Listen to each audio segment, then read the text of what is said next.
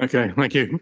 Good morning. Yeah, I'm Councillor Paul Heinrich. I'm chairing this meeting on committee this morning, Thursday, 14th of November. Apologies before we go any further for the technical difficulties. IT have been here for 45 minutes trying to find out what's going on. We are at least able to present on screen behind me, albeit I'm having to look over at a laptop to see what's going on next to me. I think the AI has gone on strike for more pay or something, but it's not working. For those who haven't attended these meetings before, the officers who provide and present our reports and offer technical advice are sitting either side of me. Warren has had to move into the centre there. And the members who make the decisions are in the area in front of me. Can officers introduce themselves, please? Good morning, everybody. My name is Jeff Lyon. I'm the Development Manager. Good morning. I'm Alice Walker. I'm Senior Planning Officer.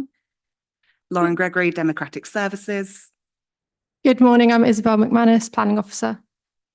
Mark Brands, Planning Officer, to present the Wells item. Good morning, Kathy Batchelor, Senior Landscape Officer. Morning, Fiona Croxton, Solicitor to the Council. And finally, I think Russell Williams, Assistant Director for Planning. Thank you. I'd like to welcome members of the public and those who are viewing this remotely, assuming it is streaming correctly. For members of the public who've registered to speak, I will call you to your front at the appropriate time to the microphone at the end of this bench. Reminder that you have 3 minutes. Where there are multiple speakers, please, if you can, avoid repeating the same points over and over again. That we are looking at a long agenda this morning, and we are only allowed 3.5 hours for the meeting. Reminder to members as well, be brief, please, and succinct in your comments. Pardon?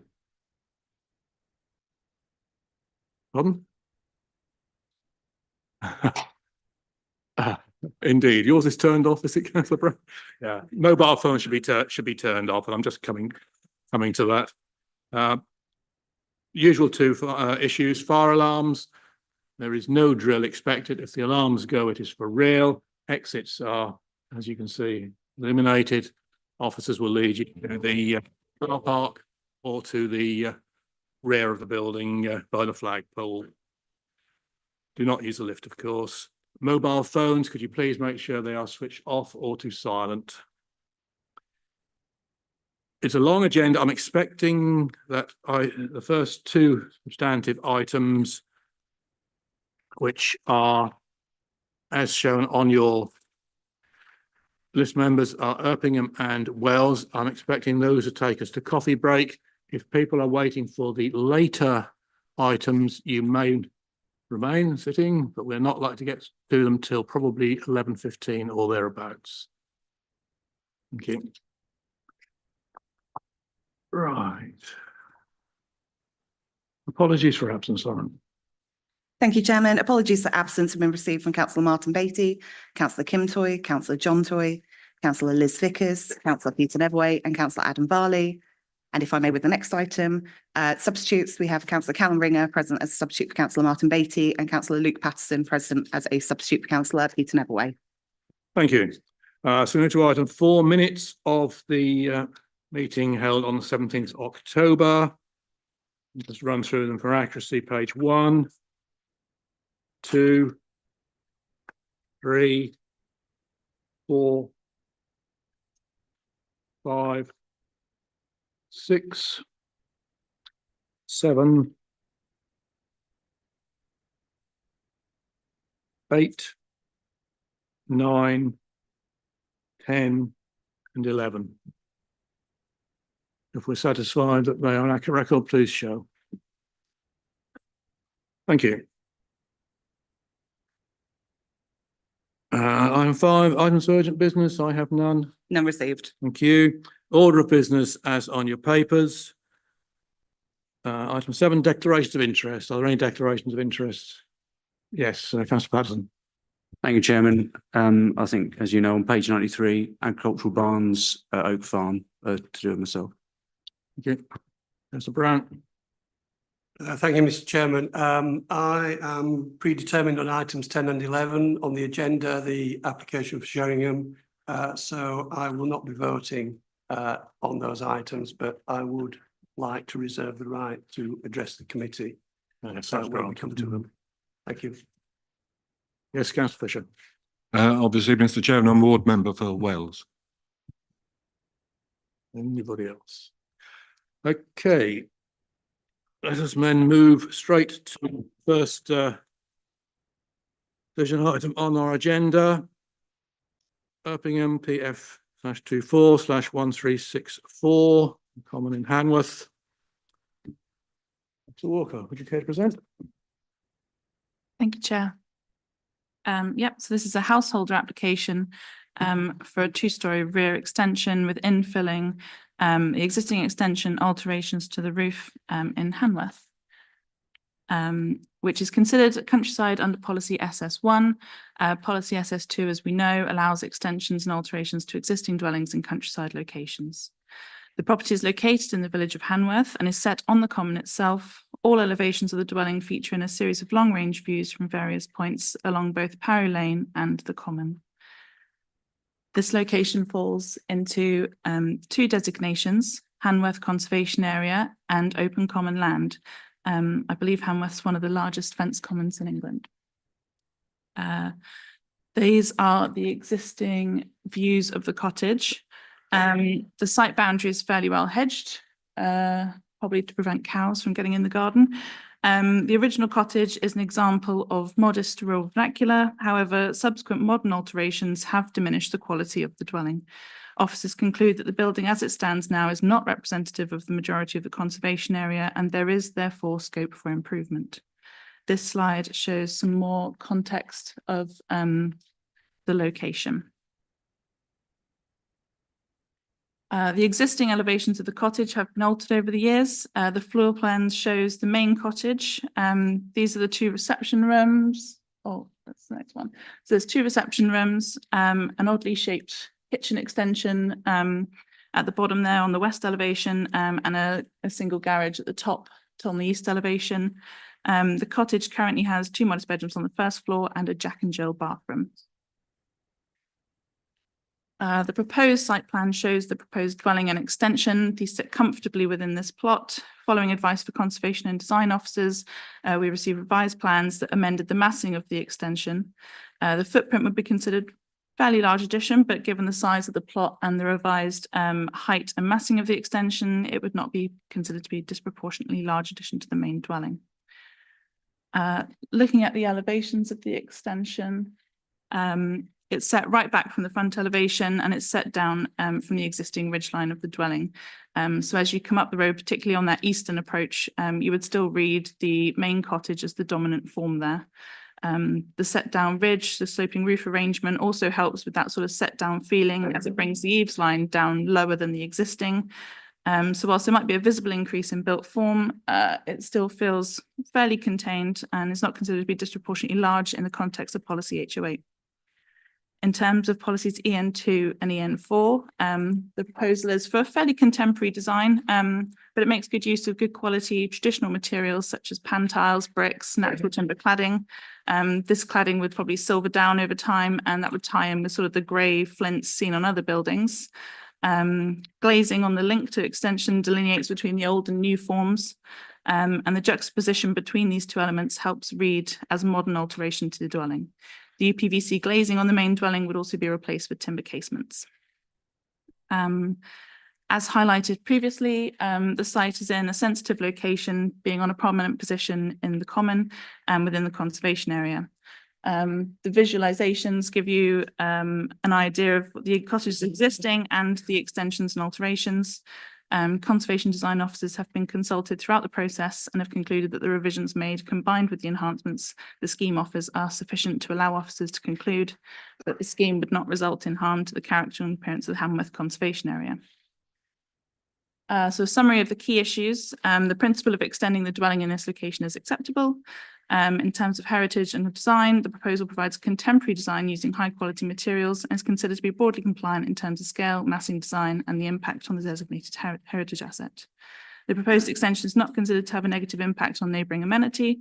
Ecological mitigation enhancements can be appropriately conditioned, and there are no highways concerns. Concerns have been raised locally regarding the capacity of the septic tank on site. However, as this is a householder application, it's outside the scope of the application. So approval, given the considerations set out in the report, the application is considered acceptable and approval is recommended subject to the imposition of conditions. Thank you. We now move to speakers. Start with the parish speaker, Jill Wilton. Care to come to the microphone?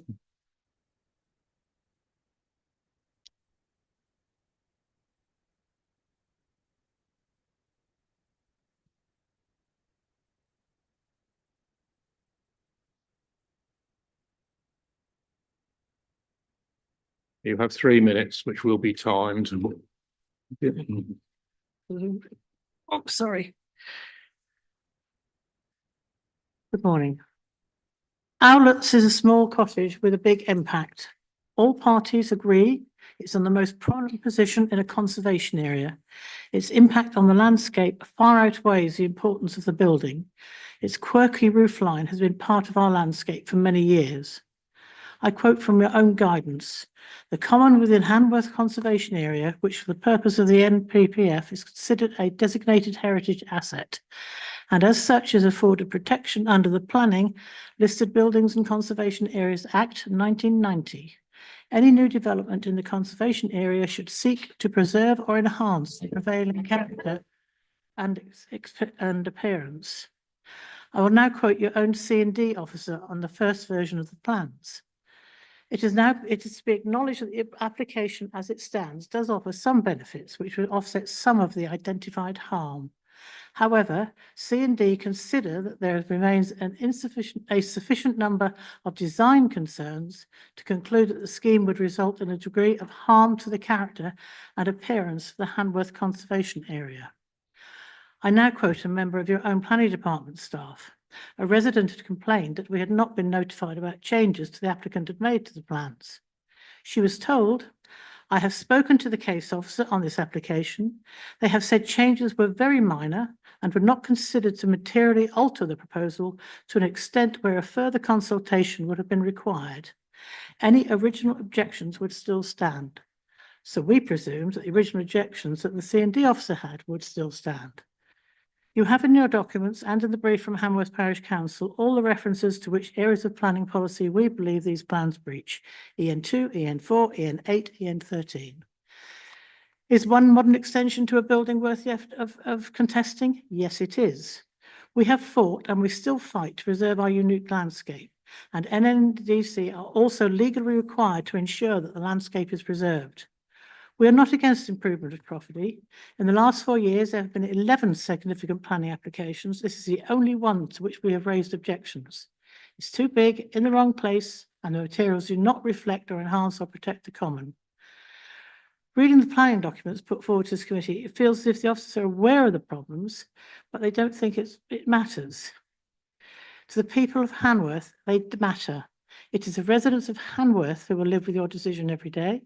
It is they who will pass it day by each day by foot or vehicle, and every time they leave the village or re-enter.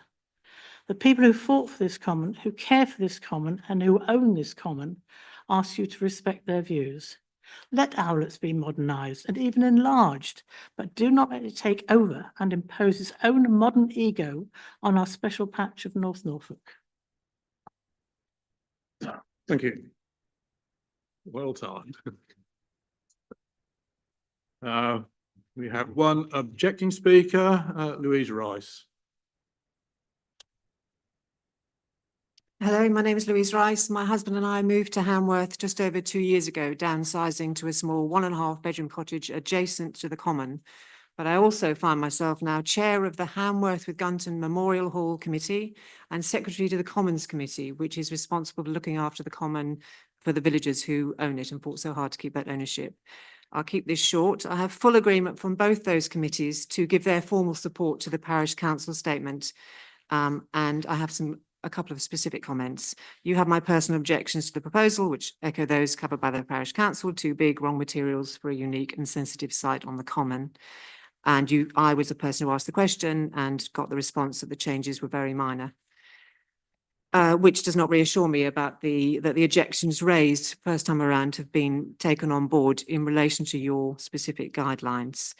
We have been through an experience of renovations in the village before. The hall was renovated from the old 19th century brick school with a near derelict corrugated iron extension, and the architect on that project, Hugh Ray McCann, consulted with the design and conservation officer at NNDC to ensure that the new design both improved and enhanced the now demolished extension to the hall. None of us object to extending the property to create a more comfortable dwelling, and we understand that a building that was built in the 1840s will not do that, but it should be in keeping with its setting. Owlets was formerly called Hannah Chapman's Cottage. It's nestled between the old woodturners' cottages, the stonemason's workshop, and Sycamore Farm, where Chapman's builders were once based. To the village, it's a historical asset, and we hope that future development appreciates and reflects that. And we are in the process of applying to National Archives for the village to start a historical record and save the archives. From the chair of the Commons Committee, as per the original submission by the Commons Committee, the view was that it was important to raise a number of policies that needed to be considered by the council. As the alterations subsequently proposed by the applicant are minor, as according to the council, I would say that our position is the same as it was initially. That is, what is very important is that the planning committee ensures that the council considers all the current strategies and rules required for a conservation area before making a decision on the application. Thank you. Thank you. I have one supporting speaker, Nick Payne.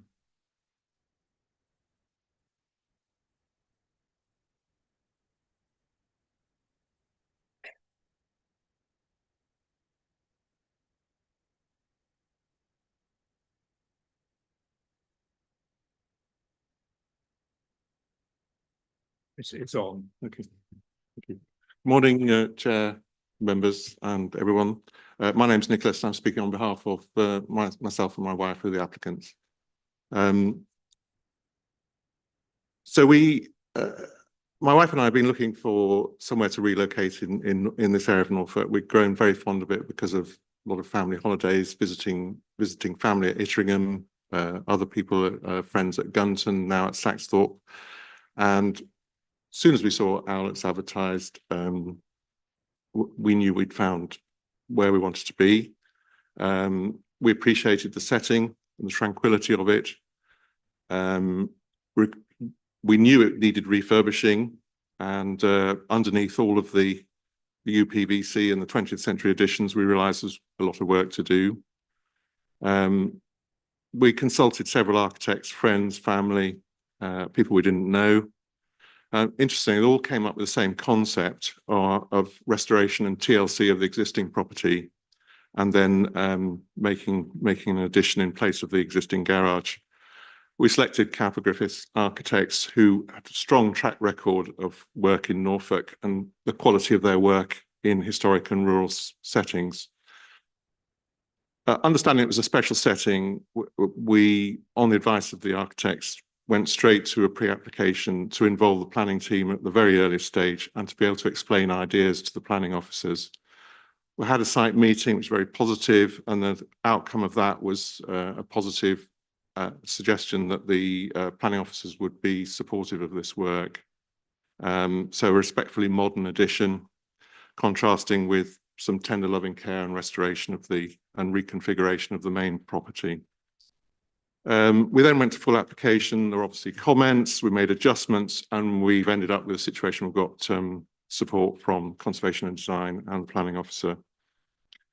You know, we're very keen to stress the use of natural materials, the unfinished timber to reflect the shading and colouring of flint on locally. There's no history of flint on this site, and to introduce it would be, in our view, inappropriate. You know, the memorial hall in the village in a very exposed position, seems acceptable to have the cladding on that property, and then obviously the replacement of the UPVC rainwater goods. Long views, I don't like to say this, but are frankly ugly of the property at the moment. And we hope with all of the work that we're doing, with the enclosed garden on 3 sides, the vegetation, the natural timber and materials, pantiles, we'll get something that will blend into the landscape. And in a year or two's time, it'll look as though it's been there, always been there. Don't think that the suggestion that it's going to be a monster is true. I'm afraid it's Okay, at that thank you. point. Thanks very much. Thanks for listening. Right, local member, councillor John Toy. Mr. Chairman, could I have the visualisations put up? Is that possible? Thank you.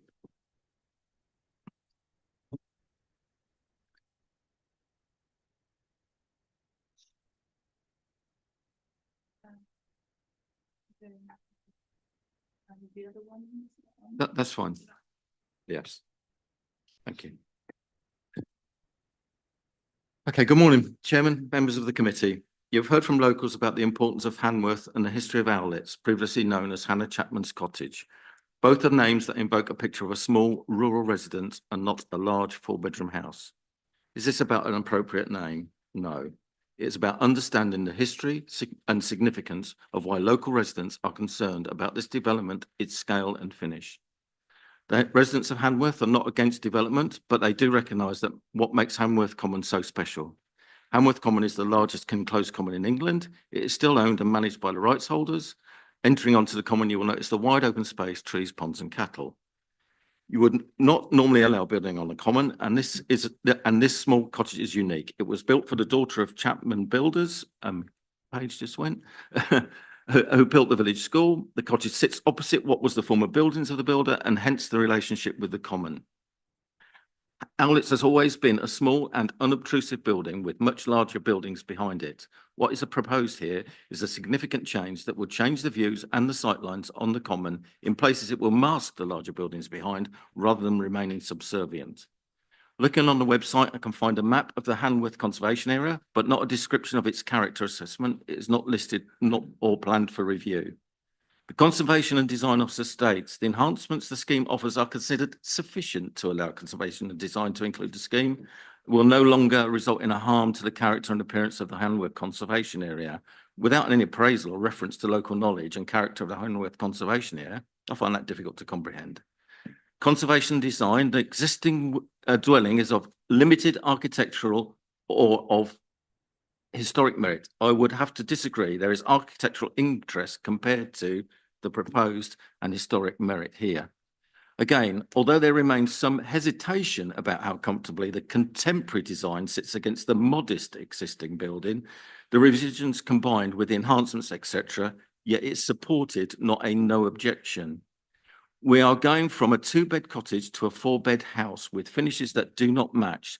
The sloping roof to the east of the dormer window may fit the design guide, but not in this location. It was asked at a parish council meeting of the applicant who recently purchased the house, if they wanted a 4-bedroom house, why did they not buy a 4-bedroom house? As a committee, you need planning reasons, and I believe this is a question of balance. EM4, which fails to have regard to local context and does not preserve or enhance the character and quality of an area will not be acceptable. It should be suitably designed for the context with which they are set. Ensure that the scale and massing of buildings relates sympathetically to the surrounding area. Officers have some hesitation, yet it's up for approval. Does it maintain or enhance, or doesn't it? EN8 develops proposals. A development proposal, including alterations and extensions, should preserve or enhance the character and appearance of designated assets, other important historic buildings, structures, monuments, and landscapes. No landscape appraisal was requested in the consultees.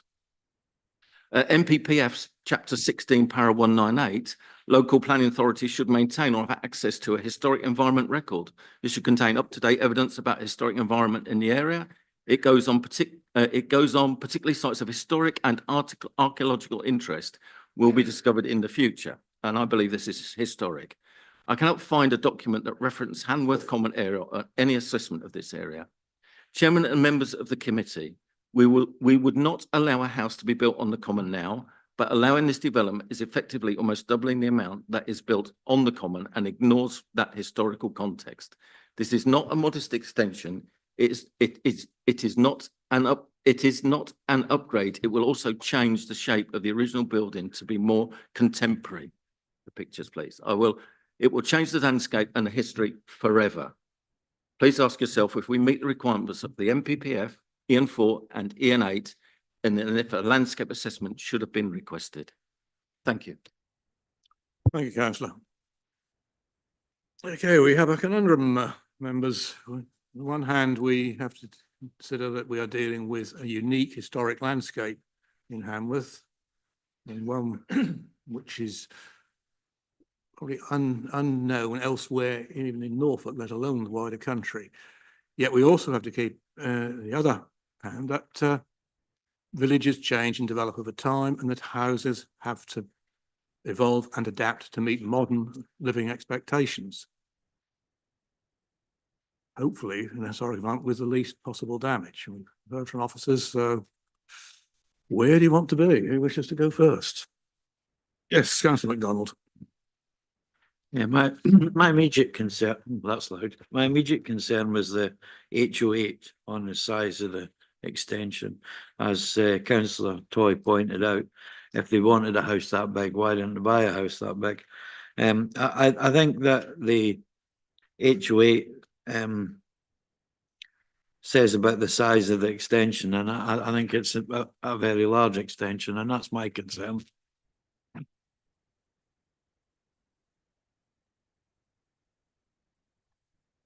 Thank you, Chairman. Chairman, previously when we've looked at extensions, we've been told the floor area and the percentage increase, because the scale and mass does seem quite significant for this proposal. Have we got any sort of numbers on what percentage increase of?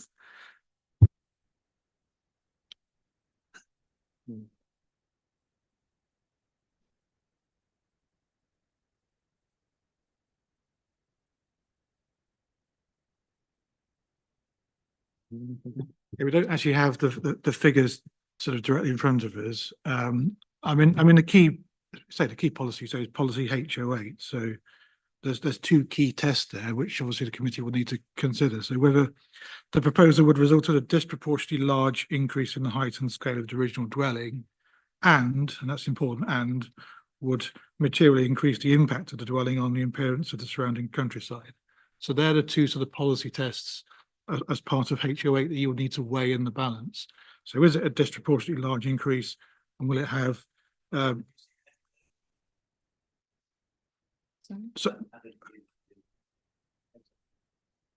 so we're saying that officers are saying this proposal complies with policy HO8. So we're saying it accords with these two particular strands of policy HO8. But that's a judgment call for you as a committee in terms of weighing up those issues, whether you agree with the assessment that we've reached as officers. Carry on, Councillor. Apologies, I've got to ask this, but is there any consideration, you know, if we gentrify these cottages and make them unaffordable, you know, this would have been a sort of starter home. Is that in any policy anywhere? That's not set out in our core strategy. There's no specific policy that says you cannot increase properties of a certain size. The policy test is whether it's a disproportionate increase and would have an adverse impact on the landscape when you're extending in the countryside. Thank you. Thank you, Mr. Chairman. Yes, just looking again at policy HO8. I think there is a genuine concern here that this is disproportionately large. And we're in familiar territory in the sense that we're looking at a contemporary extension to a conservation area asset, as it were. I don't see in the papers whether this particular property is locally listed. It isn't. That's quite surprising, given what we've heard about the history of the dwelling. So I am a little bit concerned about the overbearing extent of the extension here, and in particular in such a highly sensitive landscape.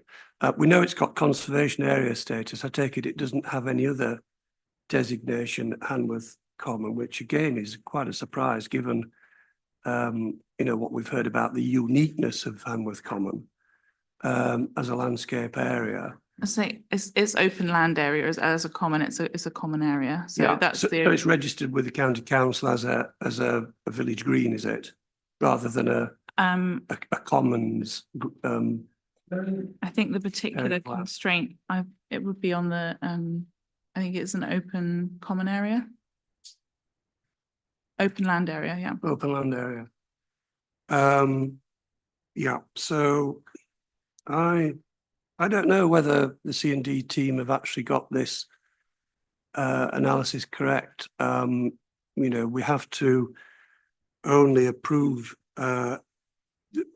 proposals that either protect or enhance the surroundings if it's in a conservation area. And I'm not actually convinced that this particular scheme, that's not to say that the owners of the property could come forward with a different scheme, which is perhaps less in its scale.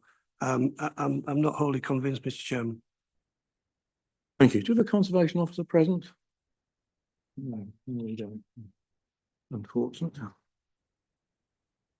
Okay, do either of you wish to comment from the conservation aspects?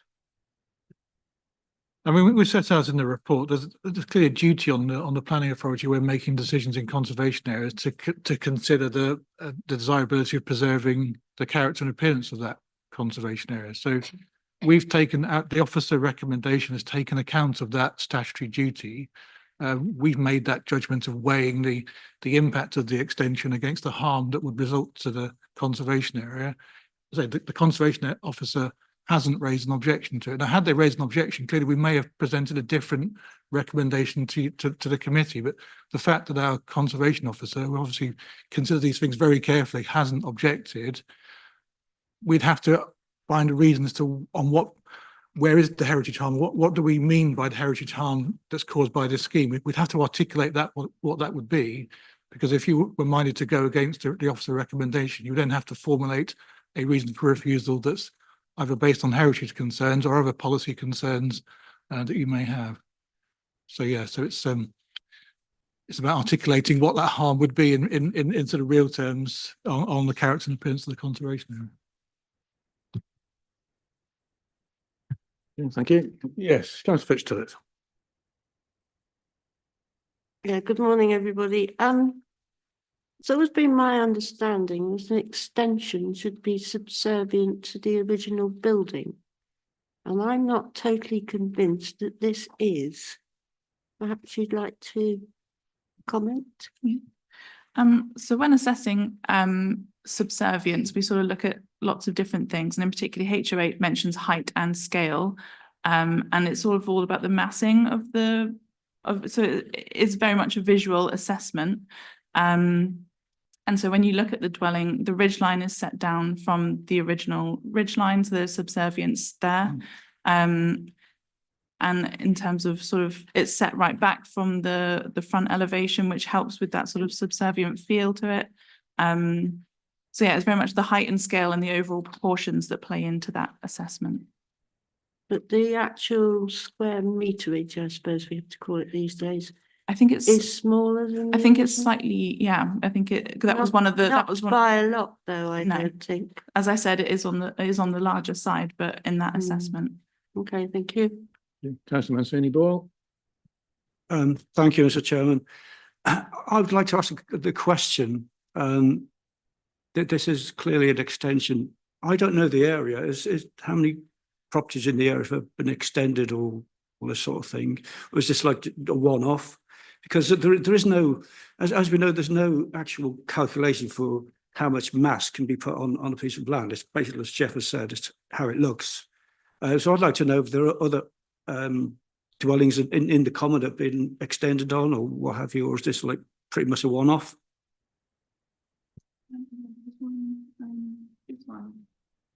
That's got some other ones that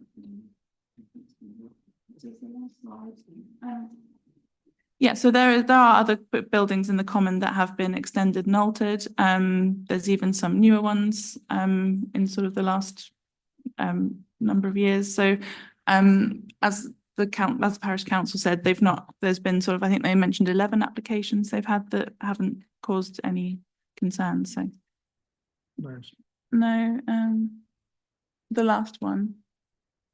Yeah. So there's some extensions there. Yeah.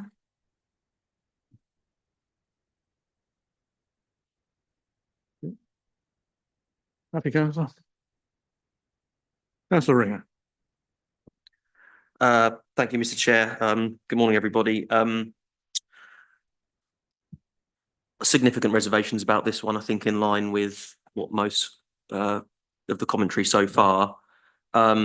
It's quite difficult to see really how this would, and quoting policy HO8, would not result in a disproportionately large increase in the height and scale of the original dwelling. And secondly, how it would not materially increase on the impact of the dwelling on the appearance of the surrounding countryside. Ultimately, I think that this report significantly understates the significance of Hanworth Common and its position within it.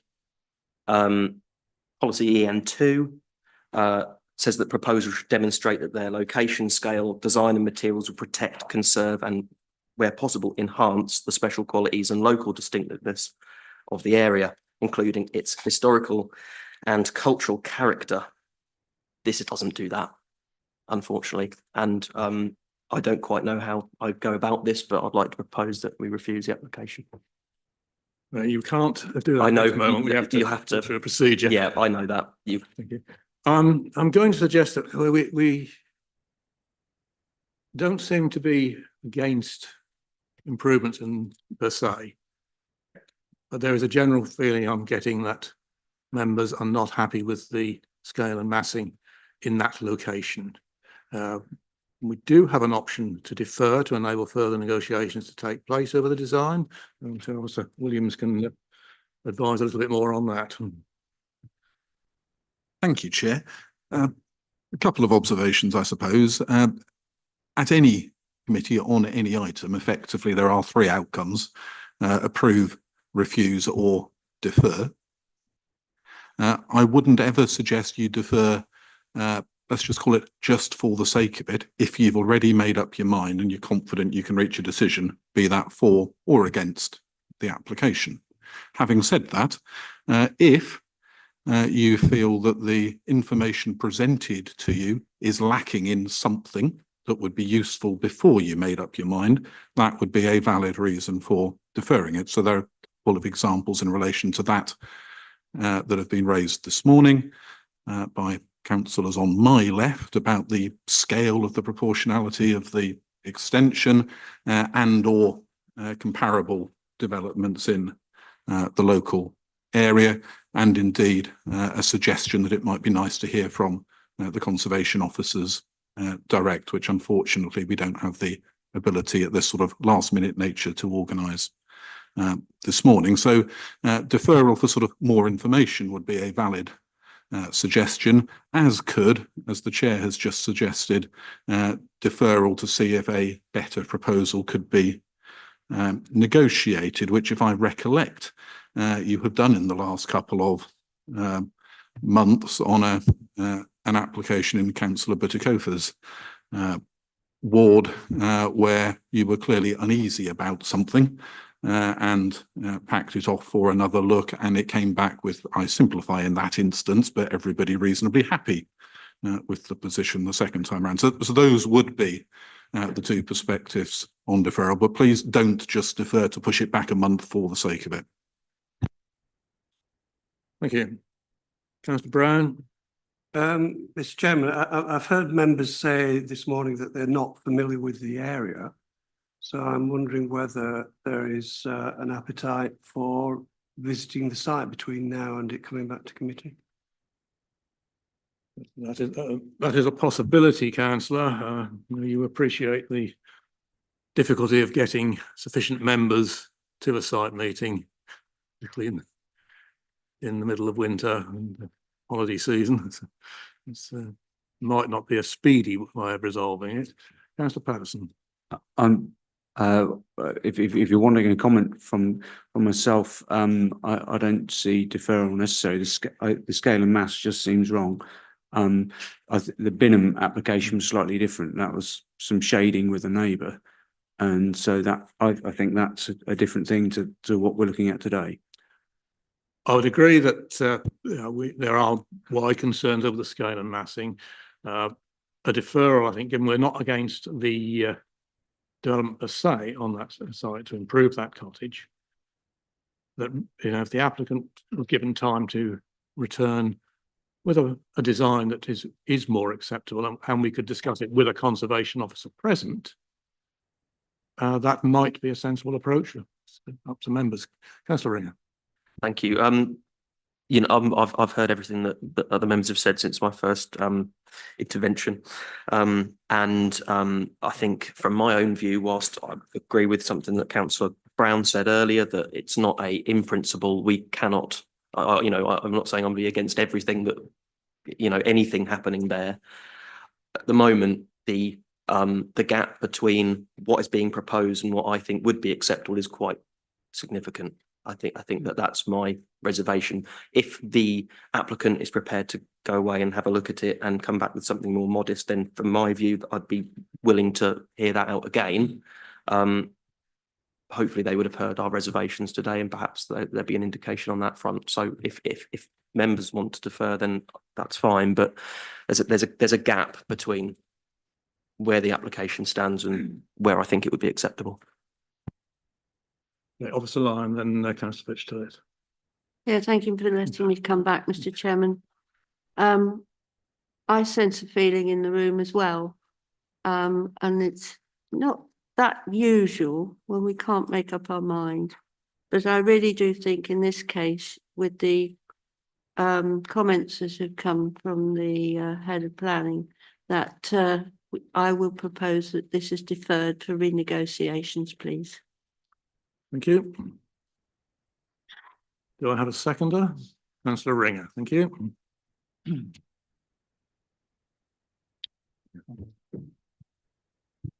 Okay, I mean, having heard what's just been said, I mean, for me and for my officers, it's obviously important to understand if we were to go back and renegotiate, what is it that we are renegotiating? Because I can't have a conversation with an applicant if I don't know what it is I'm trying to address. And for me, it's about articulating what is it that's the cause of concern for the committee. Because what I don't want to do is bring back something that in a month's time is equally unacceptable to committee. We're in the same position. So, I mean, the applicant is entitled to have their decision as submitted determined. So they are entitled to have to if you're unhappy with it, you're entitled to make a decision on it, and they can go to appeal. But if you're sort of forcing the hand of the applicant to amend their scheme to something that they're not happy with, then you're placing the applicant in a difficult position as well. So, but we just need to be clear: what is it? What's the harm from this extension that we're trying to address, and how would we address that harm? Is it a lower height? Is it a shorter extension? Different materials? I just need something that I can form the basis of a negotiation, because at the minute I can't really speak to my officer and tell them what it is. Go ahead. I can help you out with that if you like. Certainly do. First of all, I think we all agree that the extension should be more subservient to the original building. And in my own point of view, and I'm hoping that members will agree with me here, that the materials used are more in keeping with the local vernacular.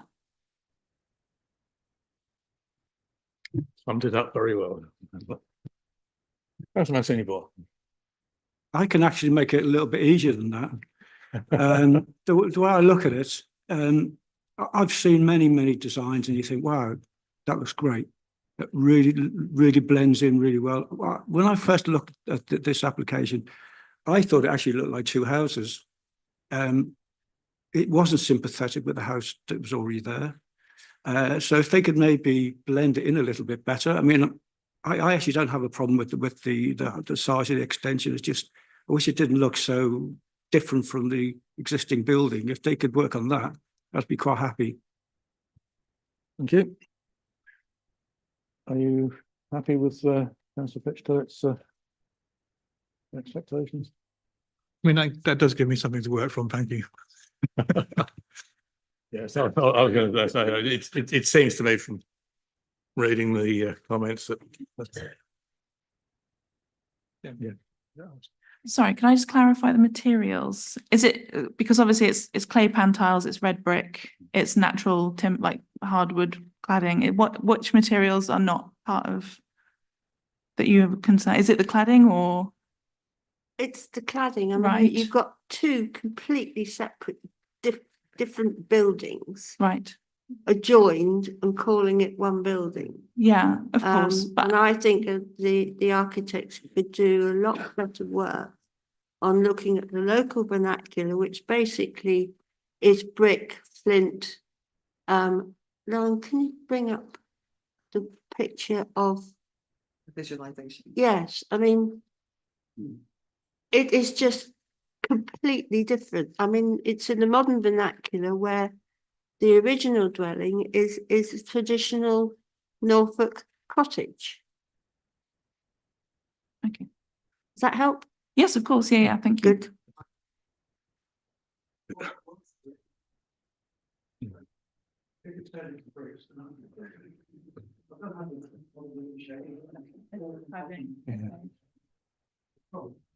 I'm all in favour of modern designs. It's just if you could just change the cladding to brickwork, I'd be quite happy just with that.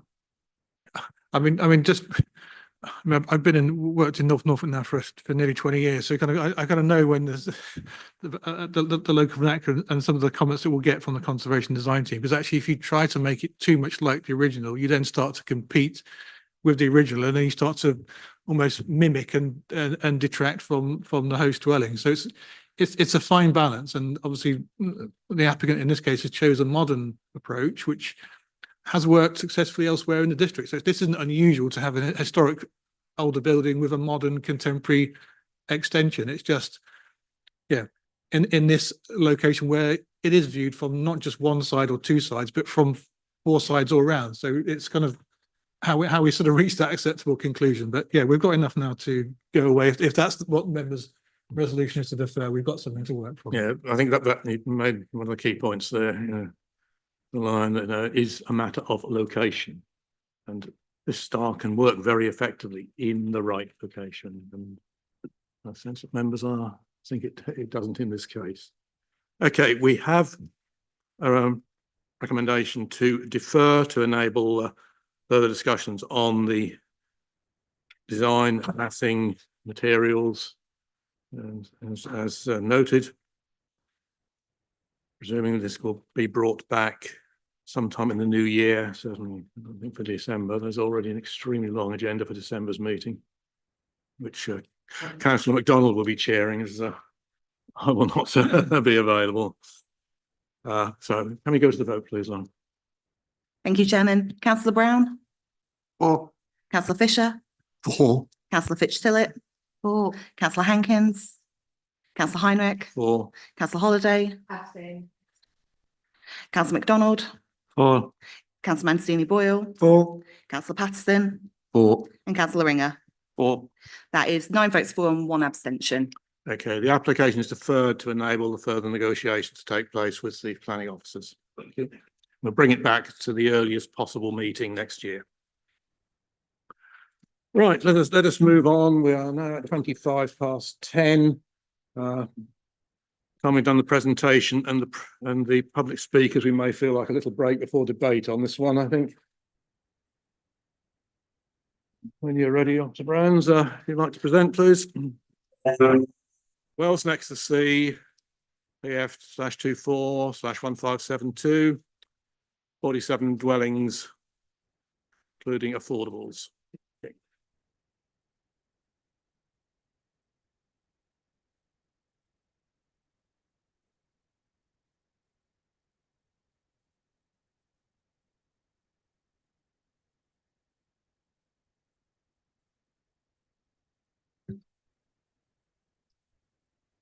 Yeah, so this is the application for 47 dwellings, including associated landscaping, open space provision, drainage, vehicle access and parking provision that's land off Mill Road at Wells Next to Sea. This is the site location plan and aerial located to the west of the town, adjacent to the existing built form on Mill Road and Western Avenue and Basis Lane to the south and east, with Mill Farmhouse to the west of the central part of the site. And all this part of the district is located within the Norfolk Coast National Landscape.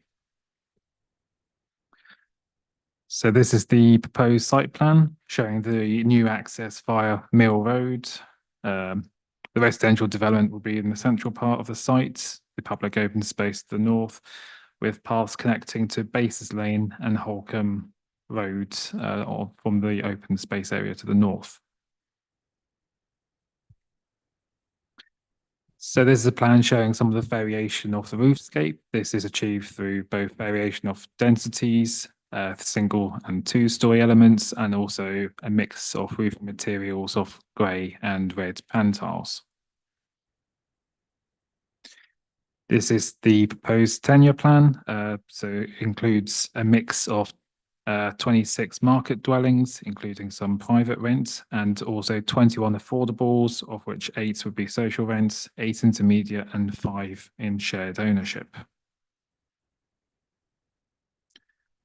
These are some site sections going through the site from north to south, showing the context of the proposed development in relation to existing neighbouring properties on Mill Road and also against the proposed landscape buffer zone to the north. And these are some site sections going east to west, showing the relationship with the Mill Farm and also properties fronting Westfield Avenue. These are the indicative visualizations of the proposed development when entering the site from Mill Road and also towards the public open space on the right. So here are some of just a selection of some of the units proposed, part of a wider range of plans provided. So this is a bungalow type. So this would be for plots 15 and 24. That's going to be part of one of 5 bungalows on the site. And this is the proposals for the 2 blocks of apartments proposed. So these would be affordable, and the designs between affordable and market are sort of done to be indistinguishable from each other. This is an example of a terrace of 3, one of 2 such blocks on the site.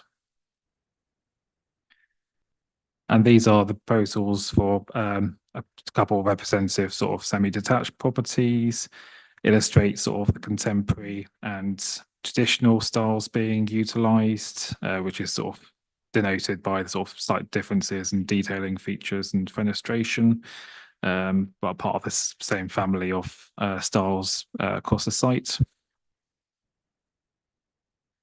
And this is an example of a detached property of plots 2732. So the variation in designs, scales and materials with brick, flint, render, red and grey pantiles are utilised across the site. And this is sort of indicative proposed landscaping proposals with a lighter green sort of denoting retention of existing landscaping and trees, and sort of significant new hedgerow, tree and shrub planting, including the 6-metre buffer to the northern boundary, and also trees along the main road, Spine Road, and the central section of the site. So these are some of the visualizations. So this is an existing view from Beach Road towards the proposals. So the red lines just denote roughly where it is in relation to the existing built form. As you can see, you'll be familiar, the existing townscape comprises a mix of materials, and that mix has sort of been reflected in the proposals on the sites. So this is the same view with sort of the visualizations showing sort of after 1 year and 15 years. So after the 15-year period, the landscape landscaping more established, filtering views towards the developments and embedding the proposals into the surrounding landscape on the edge of the town.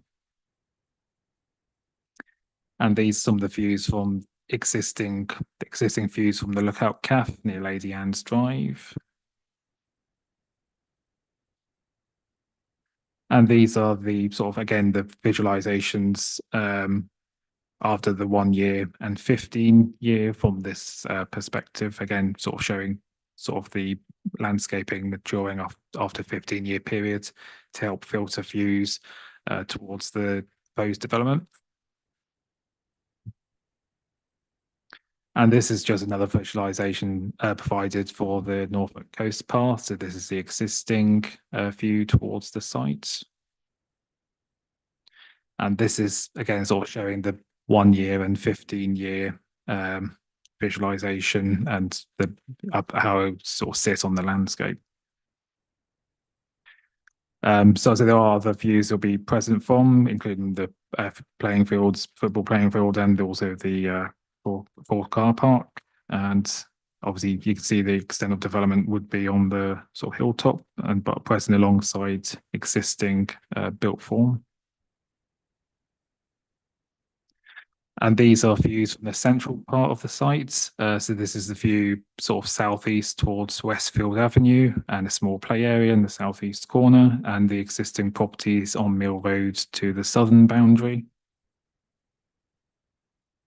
And these are, again, sort of views southwards and southeast towards, including towards Mill Farmhouse. And these are views towards the north of the site and northeast, open views towards the marshes. And also you can sort of see the fall in the land towards Holcombe Road on the other side of the hedgerow at the bottom of the hill. And the right sort of shows the existing path connecting to Basis Lane, which would be sort of formalised in the sort of public open space proposals connecting down to Holcombe Road and the residential development. And this is a view northwest, again, so it's the boundary with Mill Farmhouse and the wider open views to the northwest. And this is a view from the existing informal path connecting down to Holcombe Road. I say showing the lay of the hill slope, and also this will be a more formalised path connecting to Holcombe Road as part of the open space proposals. And this is a view of the front of the site where the new access is proposed. So the existing front of the site comprises a paddock. So yeah, there'll be a new T-junction, Mill Farmhouse on the other side of the paddock.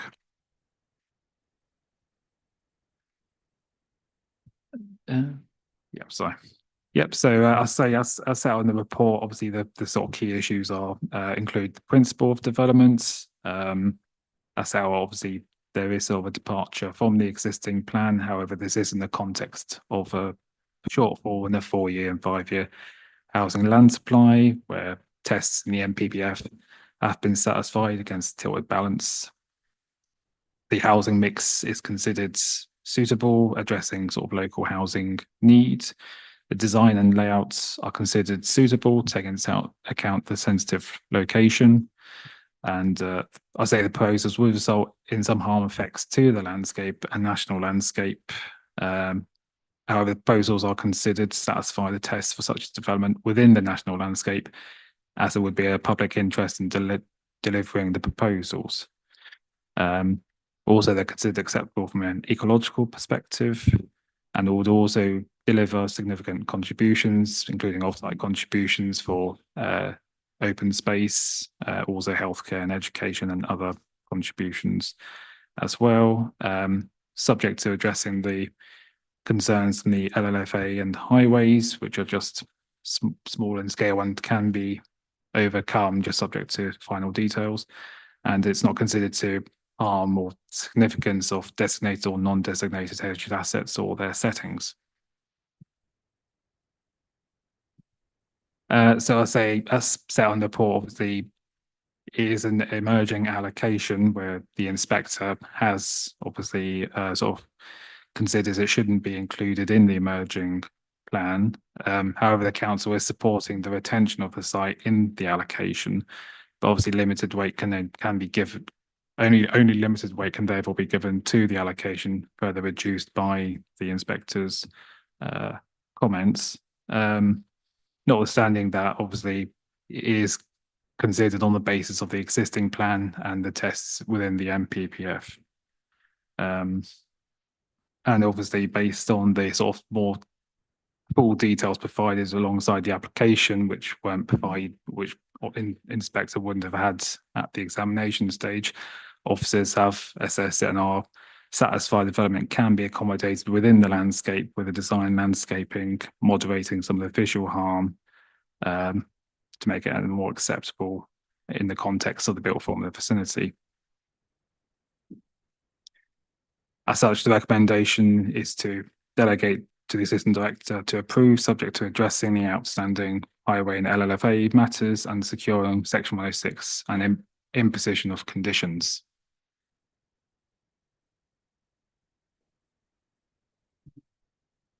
Thank you. Very full report. Two speakers then. I have no Town Council speaker registered. I have 3 objecting speakers.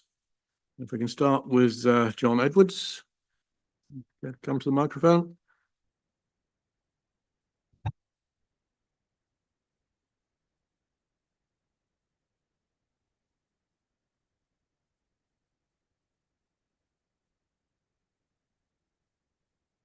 Good morning. As you said, my name is John Edwards. I speak as a local resident joining the site, and I'm a chartered town planner, albeit retired. Obviously, I don't agree with the officer's analysis and conclusions. I do appreciate the amount of time and work gone into it, but I don't share that view. I don't intend to go through all the reasons for the refusal of this application. They've been well set out in the many objections, including 2 from Tony Fullwood, another town planner, and I commend them to you. My focus is on the weight to be given to the material considerations. On the one hand, we have an independent planning inspector engaged by the council and employed to assess the conformity of planning proposals against national planning policy and the council's policy. He succinctly concluded that the site should not be developed. He had the benefit of a proposal for the site very similar to the planning application now before you. And he concluded that, notwithstanding the real need for housing, this elevated site was so sensitive that mitigation was not possible. For that, we're relying on his extensive professional experience in this field. On the other hand, there is the considerable documentation from both the applicant and your competent officers, which seeks to assert that this is not the case, that the requirements of the National Planning Policy Framework can be satisfied, and that the application should be approved.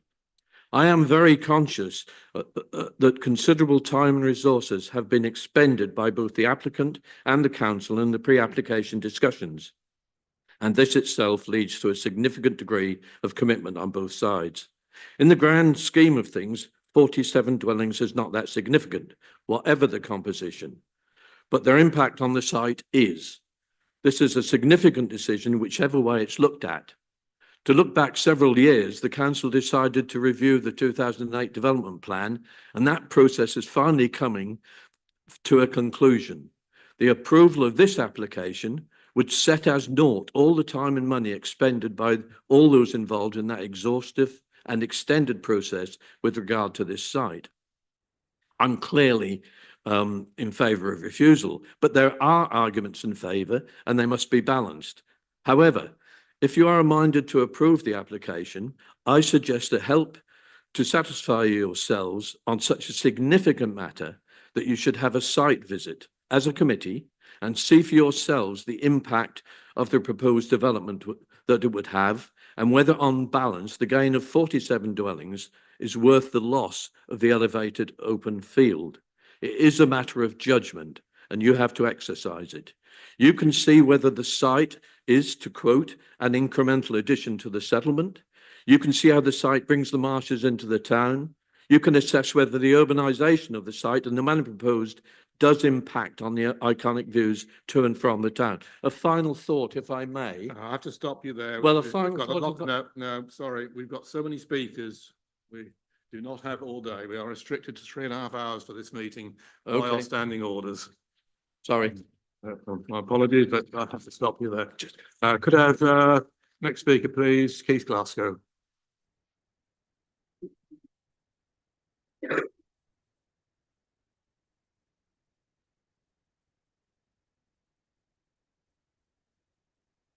Well, follow that. Good morning, everyone. My name is Keith Glasgow and I live with my wife at 106 Mill Road. Together with 108 and 110, we will be immediately adjacent to the proposed road serving the development, which will be parallel to our properties and be approximately 50 feet from our boundary edge. It is this road that I'm objecting to. The road will carve straight through and run for several hundred metres into an ancient natural grassland paddock, which has been on maps for centuries. The grass paddock and the associated mill farm is a wonderful, open, natural bucolic landscape with a vista that is unique and overlooking the salt marshes and forms a very recognisable and notable peaceful scene on the entry to Wells that is enjoyed by walkers, cyclists and all those visiting or living in Wells. The construction of the road in this setting would be cultural and countryside vandalism. Serving 47 new dwellings, the road will generate some 70 to 100 car and vehicle movements per day passing our house. The noise and light pollution of these traffic movements will significantly affect our quality of life, given its proximity, and will surely not meet dark skies policy. The consequential traffic impact will be to create a third turning inside 100 yards to an already busy A149, which already has its own bottleneck issues requiring driving on the wrong side of the road into oncoming traffic. This will make it worse. To quote the Inspector of Planning, when he reviewed the local plan, which this development was included within, the proposed access to the site from Mill Road, cutting across an attractive grass paddock in front of the Mill Farm buildings and adjacent to 106 to 110, would also be an unduly intrusive feature. It would be a poorly related to the housing estate behind and an odd entrance to the scheme, both spoiling the existing paddock and urbanising the A149 approach to town. The mitigating solutions are twofold. Firstly, to develop the existing road into Mill Farm, which already serves a successful caravan and camping business, along with a very successful horse livery business. Or secondly, and probably the most sensible, an obvious place for the road is at the opposite end of the development and onto Holcombe Road, which is already built and designed for vehicle access and pedestrian walkways into and out of Wells. It is also opposite the developer's own car park facility. In summary, we recognise the need for housing in Wells, although not to this scale, which will severely negatively impact on the wonderful and entrepreneurial business of local Tiffany Wright. However, we object to the location of the road, given its proximity to our property and the consequential traffic noise and light pollution, which will affect our mental health and general well-being. Thank you. Thank you. Third objecting speaker, Will Buck.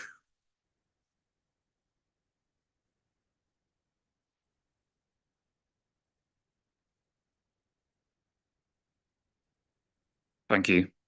As stated in numerous published reports that are available to the general public, the proposed site is currently detailed outside of the existing settlement boundary of the town. Within the AECOM Site Options and Assessment Report dated December 2021, it states that the site HO699, which overlaps with CFS1, is located not only within the area of outstanding natural beauty, but also within the site of special scientific interest, which according to the AECOM report states that any development within the catchment will be refused except in exceptional circumstances or if it is allocated in a local plan. Do we deem this development as exceptional circumstance? Within the above statement, AECOM also designate the area as amber, which contradicts itself when reviewed against the North Norfolk Local Plan Examination dated the 24th of May 2024. This states amber sites have constraints that would need to be resolved or mitigated so the site is potentially appropriate for allocation. The site is within 200 metres of a local sewage treatment works, which could constrain development. According to the Wells Town Council's website, Mill Farmhouse is identified as a non-designated heritage asset.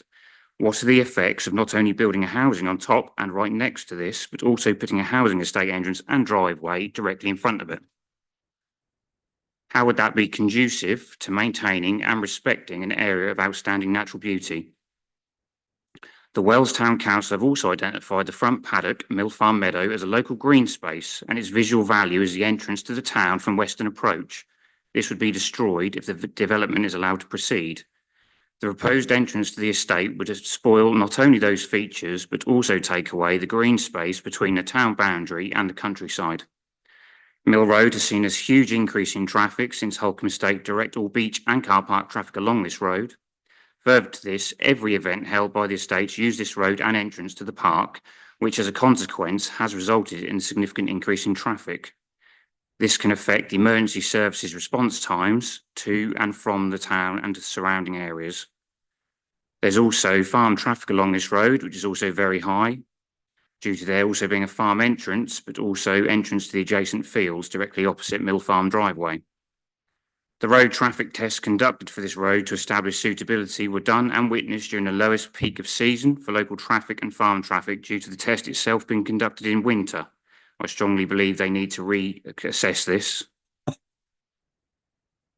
proposed area of development is currently used sensitively for our neighbours' benefit and also to preserve the view from benefit of future generations of Wells residents to come, but also due to the area being registered as an area of outstanding natural beauty. This area of land can be seen as far down as the new car park located on Holcombe Road. No matter how well they intend to landscape this development, it will intrude on the dark skyline currently.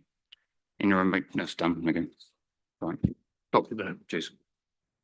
Right, I have one supporting speaker, Beth Armstrong. Technically, you have 9 minutes. You can take less, it would be appreciated. Thank you very much and good morning, members. Thank you for the opportunity of addressing you today. I'll pick up a few highlights and a couple of the comments from the speakers earlier.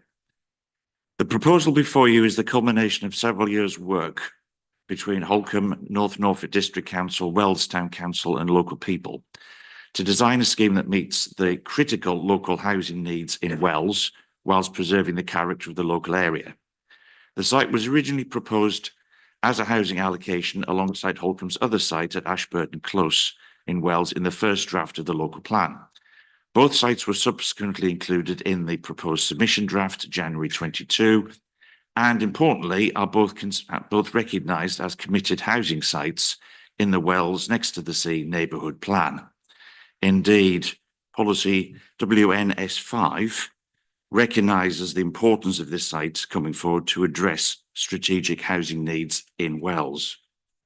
And just for information, the land at Ashburton Close now has planning permission for 23 homes and construction has commenced. In response to the proposed allocation of their land in the local plan, Holcombe commissioned a housing needs assessment, which is referred to in your officer's report, with Wells Next to the Sea Town Council in 2021 to better understand how they could tailor their proposed developments to meet local housing needs. It identified a significant need for affordable rent, shared ownership, and private houses for rent. The conclusion of this assessment was subsequently used to inform our client's unique Policy Plus Plus tenure mix. In summary, the Policy Plus Plus voluntarily reduces the number of open market houses for sale, resulting in 55% of the scheme being for affordable and private rental houses. In other words, 26 out of the 47 new houses, which is in excess of both the adopted and emerging policy requirements. The 55% provision is broken down into 21 affordable homes, with a focus on tenures that will make the most efficient and difference to local people, including 8 social rented dwellings for people on the housing register, 8 intermediate rent properties for key workers, and 5 shared ownership homes, of which there are very few in the area. An additional 5 new homes would be retained by Holcombe to rent to local people to help meet the shortage of the private rental market in the area. Our client has met with the District Council, the Town Council and local residents on numerous occasions to review the proposals and to ensure that they meet local housing needs whilst also preserving the character and amenity of the area. The proposals have been through an iterative design process with key changes made in response to feedback received during pre-application stage and discussions following the submission of the application. Key changes to the design during this process have included a reduction in the number of dwellings from 51 to 47, the inclusion of a significant landscape buffer along the northern site boundary, the retention of a private access route to the rear of the dwellings on Mill Road, the provision of bungalows to break up the built form, and amendments to the proposed materials to more reflect the local character. As demonstrated by the submitted visualization, the result is a proposed development that would not significantly affect the character of the local area or residential amenity. Where visible, the proposal would be experienced in the context of the existing settlement of Wells and be increasingly assimilated into the surrounding landscape and well-wooded valley area. The application is supported by Wells Town Council and the District Council's planning policy and strategic housing officers, and there is no objection from the Council's landscape officer and only minor comments from the LLFA and highways, which are in the process of being resolved. In accordance with the advice set out in your officer's report, we therefore request the application be approved.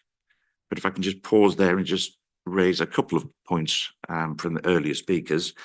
The inspector's view, which is clearly set out in the officer's report, was based on far more limited evidence than the application.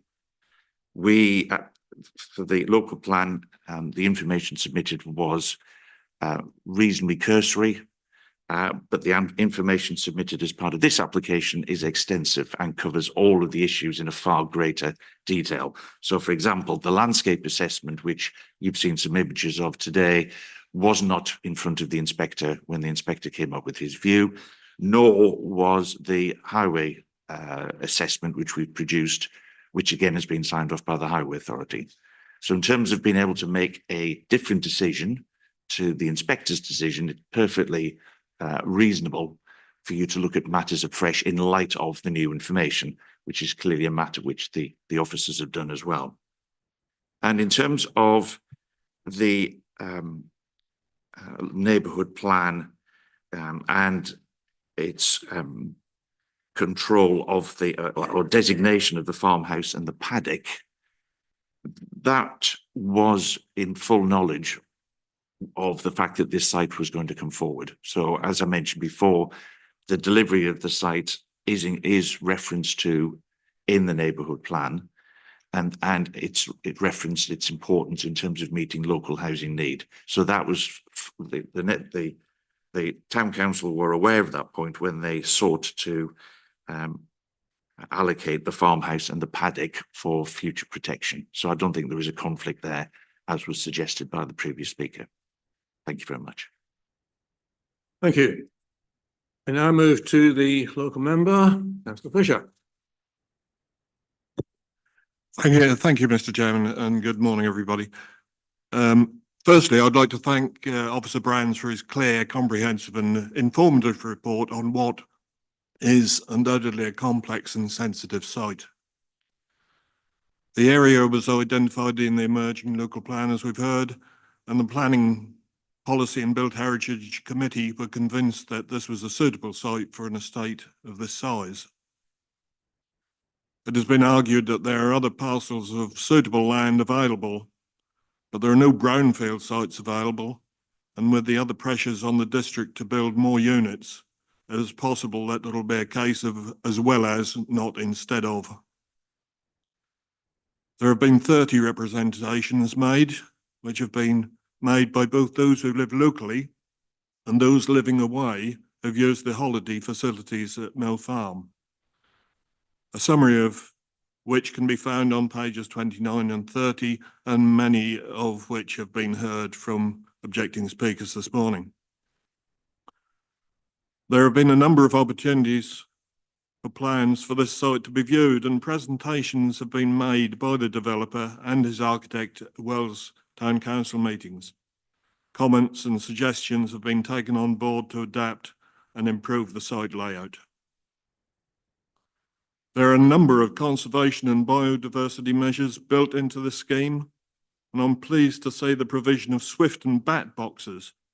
And it's also worth noting that there is no street lighting on this site. All is detailed on page 44. The housing need in Wells is clearly shown on page 38 of the report, and there can be no doubt that the housing provision is necessary. It is almost impossible to afford to work and reside in the town. There are 21 units designated as affordable on this site. The housing need is district-wide, and my ears are still ringing with Councillor Frederick's impassioned pleas on behalf of homeless families. I've read the positive weighting for this site on page 53 of the report. There can be no doubt, however, that this is a complex and contentious site. I know I await with interest the committee's thoughts on this application. Thank you.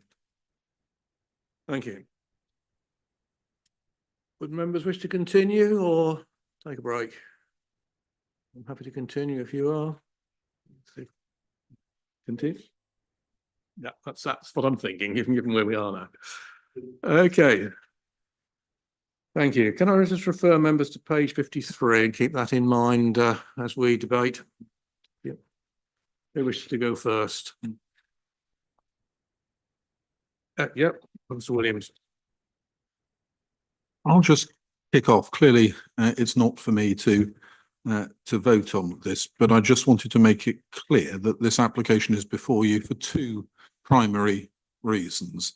Firstly, the applicant chose to make an application, and I'm not meaning that critically. So therefore, it is something this council needs to determine. As the report talks about at some length and personally quite clearly, this isn't something that we think we can kick into the long grass or play it's premature because of the local plan perspective. So for me, it's an application that needs to be determined. The second reason, bluntly, as it says on the second page of the report, is that I called it in right at the start of the process, and that did relate to two primary reasons. Number one, I suspect I will call anything that is more than 30 or 40 homes that is proposed for the first time. So hypothetically, if you consider an application for 30 and approved it, and then it comes back in for 31, I might not decide the second one needs to come back in. But the scale led me to conclude it should come here, and that would have carried weight in itself. And then the second bit is obviously, as most speakers have referred to, if not all, I think, is the, let's just call it the interesting nuance in relation to the emerging local plan, both as an emerging document and secondly, in relation to the inspector's comments on this site within that document. I will probably comment somewhere later in proceedings, but I just wanted to set that down now. But I do believe that this is something that the council needs to determine, and also that a refusal, I'm not saying you're going to be minded to do that, but based purely on prematurity of a local plan process isn't something that is professionally tenable. Thank you. Councillor Patterson. Thank you, Chairman. Thank you for the report. And I hear the local member say it's a complex and sensitive site, which I completely agree with. But as you know, we're here because it's all about balance. And I suppose looking at objections, like I say, some of them away, there's 0.6 an objection per dwelling put forward here. And I think the officer's got this right, so I'd like to propose for approval. I'll accept that proposal. Councillor Mancini-Boylan. Thank you, Mr. Chairman. This might sound, trust me, when I ask this question, I'm not putting my awkward head on. I've been looking through all the landscaping, and I've seen it on the screen. And you know, when you read it, you think you're looking at an application for the Chelsea Flower Show. And my question to the officer is, I know on developments in the past that when the landscaping goes in, normally 20% die, and with our funny old weather at the moment.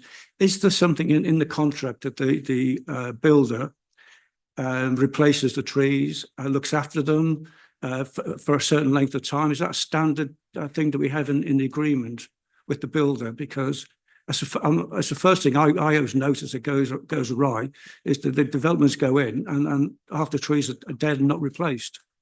Thank you. Yeah, so just a standard, usually with sort of landscaping, we do normally ensure there's a 10-year retention. So if any landscaping does fail or die, it is replaced within the next planting season. Obviously, that's something we can monitor as part of the monitoring of conditions as part of any application. So yeah, that's something we would normally condition as standard. Thank you. Just a question on the landscape, really. Landscaping officer may be able to answer this.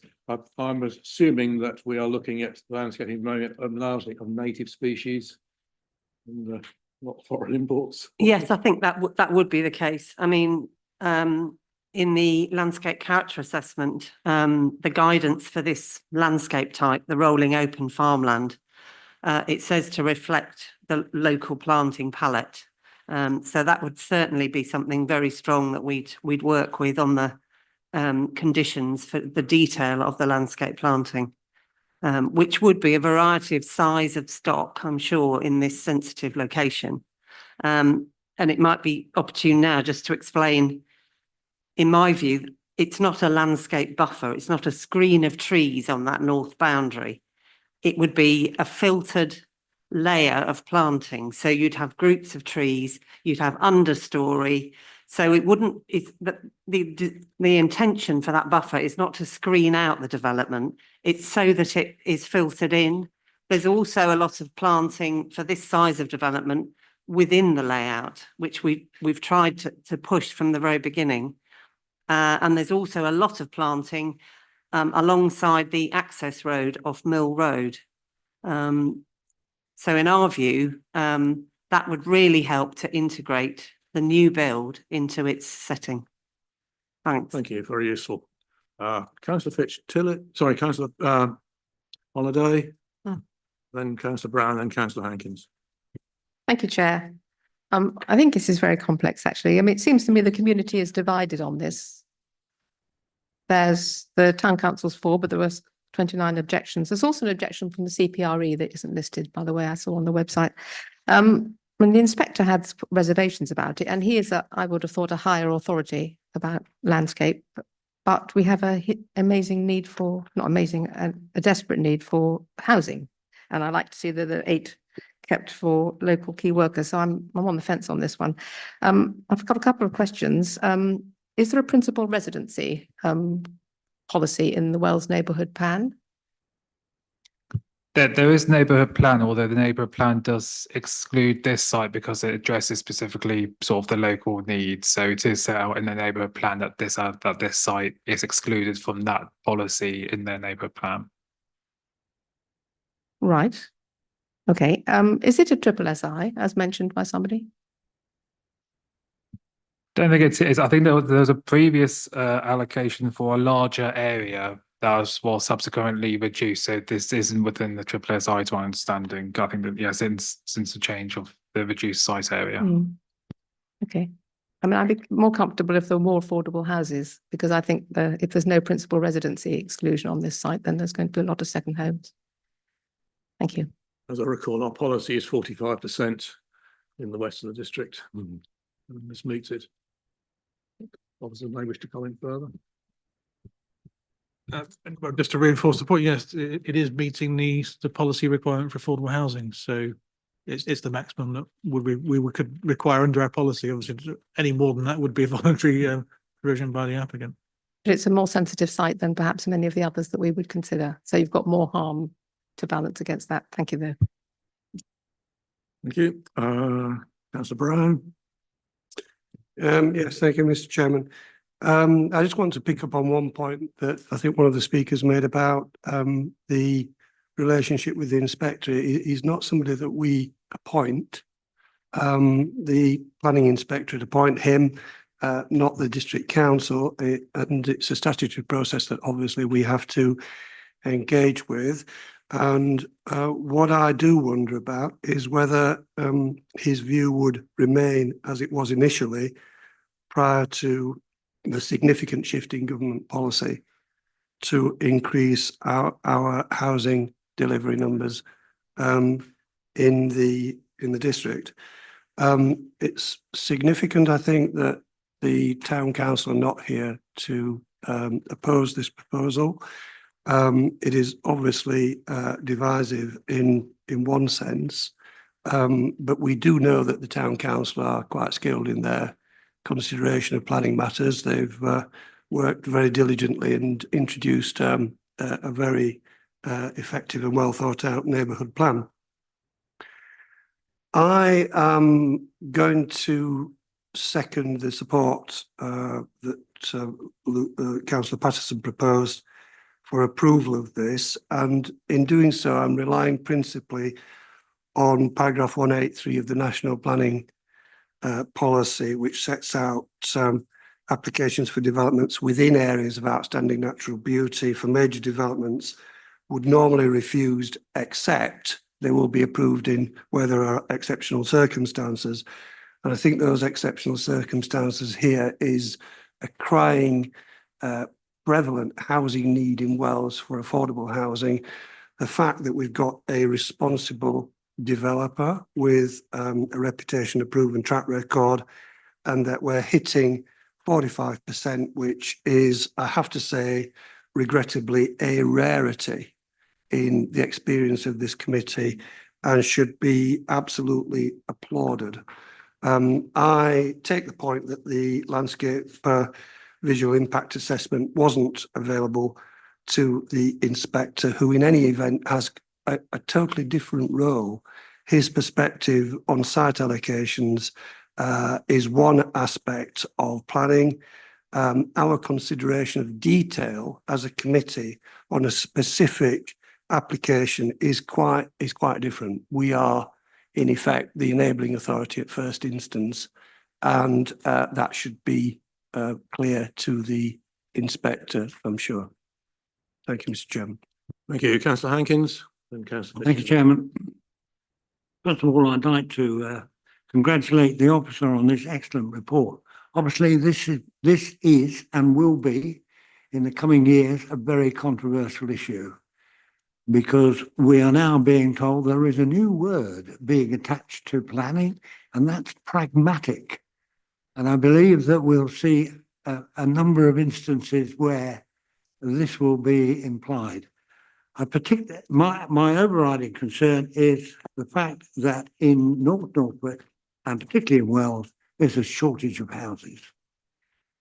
It is detailed on page 38, and it's detailed in quite some detail as what is short, and the fact that it's short in the Wells area, supported by the Wells population, I understand. So I think the overriding consideration that this council should have now is to solve the housing problem. The listing is incredible, quite frankly, and I think this can have been kicked down the road for too long, and it would appear that there is now a direction of travel to try and resolve this problem. So I would, on the basis of this particular proposal, I would feel confident in supporting it. Thank you, Mr. Chair. Thank you, Councillor Fitzgerald. Yeah, thank you, Mr. Chairman. I think everybody's sort of beat me to it virtually, but at the end of the day, I don't think there will be an enormous harm on the views to the national landscape, as it is now called. And we are desperate for housing for our local people, particularly in Wells, where so many houses have been bought up by incomers or their second homes. And where are we going to get, the workers to actually look after Wells for everybody else and the tourism in particular? It's absolutely crucial. And I think housing need goes above absolutely everything. So I would fully support the recommendation. Thank you. And to come in there, Mr. Williamson. Yeah, just want to reflect on a couple of bits of that, because this is an important application. It's important in lots of different reasons. I've been a planner for nearly 30 years now, and in a certain perspective, this is fairly unique. Okay, getting towards the end of a local plan process is not unusual. Having to make tricky decisions before it's adopted is not unusual. Having an inspector with a clear position that is contrary to an officer's recommendation on an application is pretty unusual. I don't often disagree with Councillor Holliday, but I'm not entirely convinced the inspector is a higher authority than this committee. As Councillor Brown said, the roles are somewhat different. He has a certain responsibility to inspect within a local plan process. Is our plan sound or not, if I simplify to that? Clearly, at the time of writing his initial letter, not his final report, I must say, he wasn't keen on this site. But as a number of people have said, there's been a shed load more detailed and more refined information come forward for my team to consider and then to make a recommendation to you.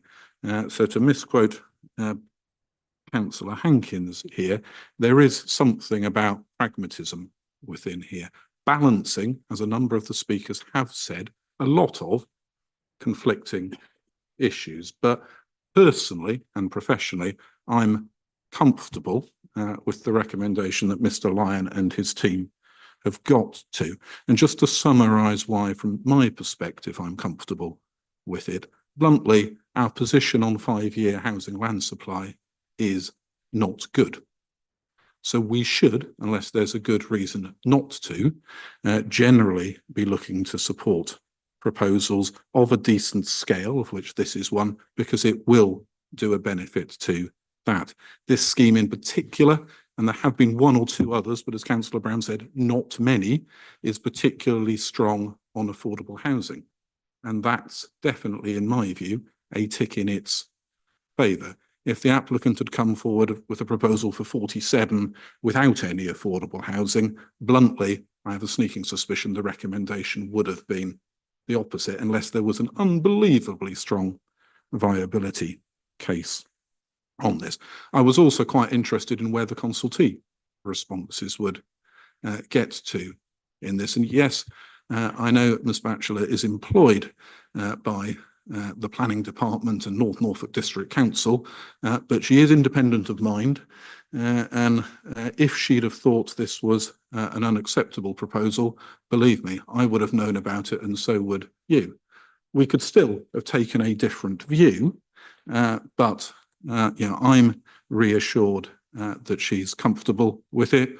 I have deliberately been out and looked around the site myself as well, because this is an important proposal. The other bit, which was inferred, I think, by a couple of speakers, it's always slightly difficult to know how much weight to give to a material consideration, because legally, most things can be a material consideration, providing they're relevant to planning. It's the weight you would choose to attribute to them that is relevant. Personally, I at the moment always have nagging away in the back of my mind that the challenges to this council in relation to housing numbers are likely to get tougher, not easier, as we go forward over the coming months and years ahead. So any site that one might think is marginal now is almost more likely to be needed in the future, therefore probably tilting a bit of a balance in my head. It is worth saying, if people don't know, that the Deputy Prime Minister published her new draft National Planning Policy Framework in July, and whilst it is only draft, the housing target for North Norfolk goes up by 70% from what it was under the previous government. That will be challenging across this district in the months and years ahead. Yes, it's only draft. Yes, we're expecting the final version in the coming month or two. suspect the number will be fractionally different because they always tinker with things a bit, but I'd be astonished if it comes down significantly from that level. So I just wanted to put my position on record here that I am comfortable with this, but would say the recommendation is fairly heavily caveated. There are lots of conditions being proposed here. There's a fairly complicated Section 106 package being proposed here, and it is caveated on sorting out the two outstanding issues relating to highways and flooding that Mr. Brands referred to in his presentation. A couple of the people speaking also referred to. We're confident they can be done, but they will need to be done before we get to issuing a decision if you go with the recommendation. That's not unusual. You've done it on other schemes as well to effectively give me authority, subject to a couple of consultees being happy first. Chair, that may not have been necessary, but I did want to put it out there. Thank you. Councillor MacDonald. Thank you, Chair. I'd like to thank the officer for a great report. But I was going to ask about the same thing about the flooding. I noticed the supporting speaker said that it was a minimal objection, but I would like more information on what that was and what's happening with that, the LLFA. Yeah, so the LLFA had wanted some sort of revised calculations to reflect more recent guidance where the calculations change around the flooding capacity. So that's been provided with an updated technical note. So I have discussed informally with the LLFA officer and they're satisfied with the new calculations, but just wanted further clarification on the attenuation basin. And that's subject to just more clarification from the agent on that. But that it's the principle of the strategy and SUD scheme is, considered providing is just further clarification on the attenuation basin. Thank you. Thank you. Councillor Holiday. Thank you, Chair, for allowing me to speak again. We've had some concerns about the access road. Is that immutable? Is there any way that it could be moved? And is there a possibility of a lighting condition? I know that there's no street lighting, but could there be a lighting condition appended to the houses themselves? Thank you. Yeah, that's something we would include. Obviously protect and protect the nocturnal. So there would be a lighting condition that's attached to it. Regarding Mill Road, as part of the sort of pre-app, obviously that they have incorporated more changes, including more of a sweeping access, and obviously included more landscaping along it to try and soften the impacts of that on Mill Road. So say that's to try and get the appropriate visibility. That's a fixed item that can't really be changed anymore from what they've already provided in that regard. And obviously, I think it was mentioned in the comment whether that could be connected down to Holcombe Road, but obviously that would have a more significant landscape impact having that road connecting down there with views from the north. So I say this is sort of the only sort of realistic prospects where the access could go and be accommodated to serve the development. Councillor Ringer. Thank you very much. I just wanted to come back, if I could, on it was Councillor Holiday who mentioned the principal residency, and it's regrettable that this isn't included within that. I just wondered if there was confirmation of what the allocations policy will be for the affordables, the shared ownership, and in particular the intermediate allocation. I just wondered how those are allocated and whether the housing officer might be able to shed some light on that. Thank you. Yes, please. The allocations, as it's an allocated site, it will be a general needs allocation. But the intermediate, it's likely that Homes for Wells will be taking those units. They have their own allocations policy, which meets local needs and key workers. Thank you. I'm not a member of the committee, Councillor, but as your cabinet role is housing, you may speak. Thank you. I think everybody expected me to too.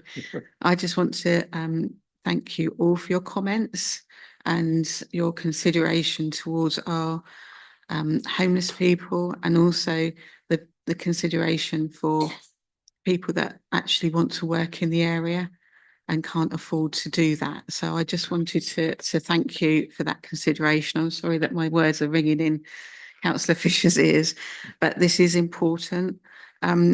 We are going to see a lot more of these applications, and it's really up to everyone to think about these issues when they comment, when these plans come forward, that the landscape is changing and we have to embrace that. We're under different government policies now. So every part of North Norfolk will have to do their utmost to bring these affordable homes forward, to house our workers, to house those in domestic abuse, to house those that are coming to end of private tenancy. This is what we face, and I just want to thank you as a committee for your compassionate comments. Thank you. I think there's a very clear message there that what we need, as many of we can get, is homes for local people, not right. So I agree. It's a great pity there cannot be the restriction on the occupancy of the market-led properties on this. If nobody else wishes to add anything, we will go to the vote, please, Laura. Thank you, Chairman. Councillor Brown? With apologies to Councillor Fisher for. Councillor Fisher? Not at all, Councillor Brown, 4. Councillor Fitch-Tillett? 4. Councillor Hankins? Councillor Heinrich? 4. Councillor Holiday? 4. Councillor MacDonald? 4. Councillor Mancini Boyle? 4. Councillor Patterson? 4. And Councillor Ringer? 4. That is unanimous, 10 votes for. Thank you, Lauren. The application is approved. We'll take a 15-minute break now before returning to discussion on pizzas.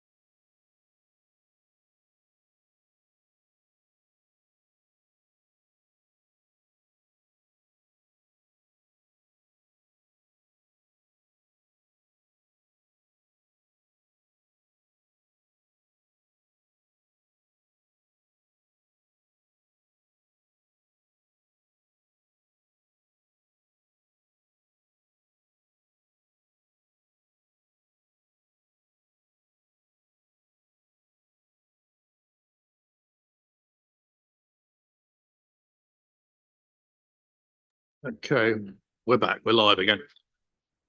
No, Mark's got a domestic emergency, and Peter's had to go to a funeral. Okay, let's move on now to the next applications. We will take item 10 and 11 together as they refer to the same property. Speakers can refer to both when they're called up. So it's a Sheringham change of use of ground floor former shop to hot food takeaway. Understood to be a pizza restaurant.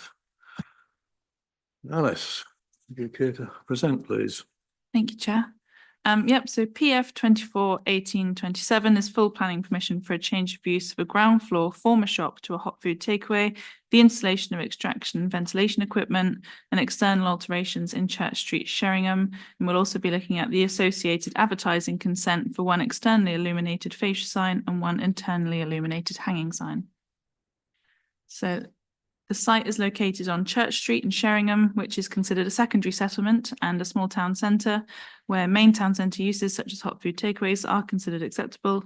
It's also within the Sheringham Conservation Area and primary retail frontages designation.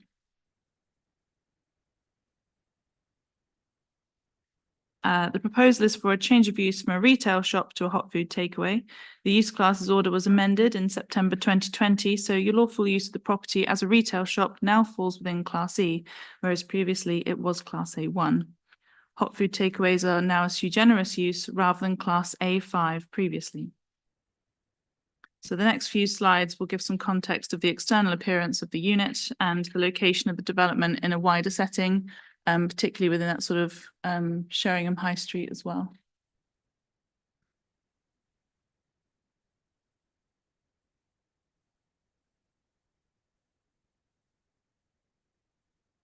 Those are the views from Sheringham High Street and the junction of Augusta Street. Conservation design offers. Oh, sorry. The proposal seeks to convert the existing retail shop into a hot food takeaway and restaurant with 16 covers. A previous approval permits the infilling and creation of a new entrance to the flats above, so this would be enacted, and a new aluminium shop front would be added and associated ventilation and extraction. A noise support has been submitted to support this, and environmental health officers are happy there would be no significant negative amenity impact from the change of use subject to condition. Conservation and design officers consider the existing shopfront fails to make a positive contribution to the designated area as existing. However, it is also noted the proposal misses the opportunity to reinstate some character, and whilst freshened up, it would have a similarly flat appearance, flat and uniform appearance. So on balance, the shopfront as existing is of no particular merit, but the president of use of aluminium in the town, there would be no sustainable heritage objection. Regarding the proposed advertisements, these would be an externally illuminated fascia sign lit via a trough light and an internally illuminated hanging sign, which would be lit to an acceptable level within industry standards. Officers consider the proposed signage accords with the aims of the design guide, policies EN4, EN13 and CT5 subject to condition.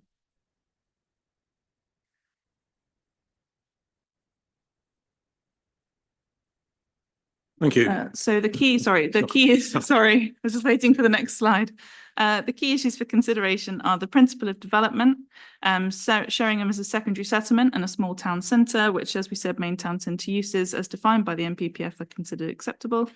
Policy EC5 states that proposals that would result in no more than 30% of the defined frontage being used for non-A1 will not be permitted. However, the weight given to this restrictive aspect has been diminished following the changes to the use classes order and the GPDO, which allow for a more flexible approach, which has been advocated by government in respect. In this context, officers consider that limited weight should now be attached to this part of the policy.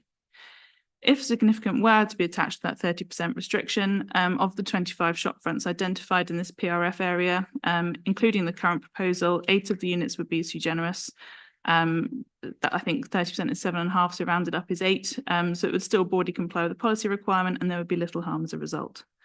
Concerns have been raised in representations regarding the proliferation of hot food takeaways and controlling obesity and public health, and references have been made to sections of the MPPF, which can help restrict the number and location of these outlets. However, in the context of North Norfolk, there is no current policy basis upon which to reject the proposals within the adopted core strategy, nor are there any within the emerging policies or planned SPDs. Overall, officers consider the principle of a change of use to sui generis hot food takeaway in an existing retail unit within a town centre location to be acceptable. In terms of heritage, conservation and design, limited heritage harm resulting from the replacement of the existing shopfront with an aluminium alternative. However, the existing precedent for this within the town and the public benefits of securing a viable use for an empty shop and the 16 local jobs are considered to outweigh this. No heritage concerns are in relation to the advertisements. In terms of amenity, environmental health officers are satisfied with the noise report and mitigation proposed.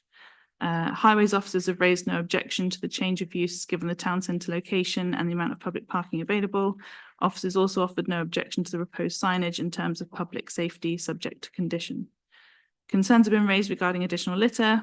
Food would either largely be delivered to customers' homes or can be eaten on the premises. However, bins would be provided in the restaurant and a litter management plan has been submitted to manage any litter within the locality of the takeaway and can be conditioned accordingly. Overall, application PF 241827 is considered acceptable and approval is recommended subject to the imposition of conditions. And similarly, the related advertisement consent ADV 241828 is also recommended for approval subject to condition. Thank you, Chair. Thank you. I will now move to speakers. I have one town council speaker, Peter Ratcliffe. You care to come to the front, please?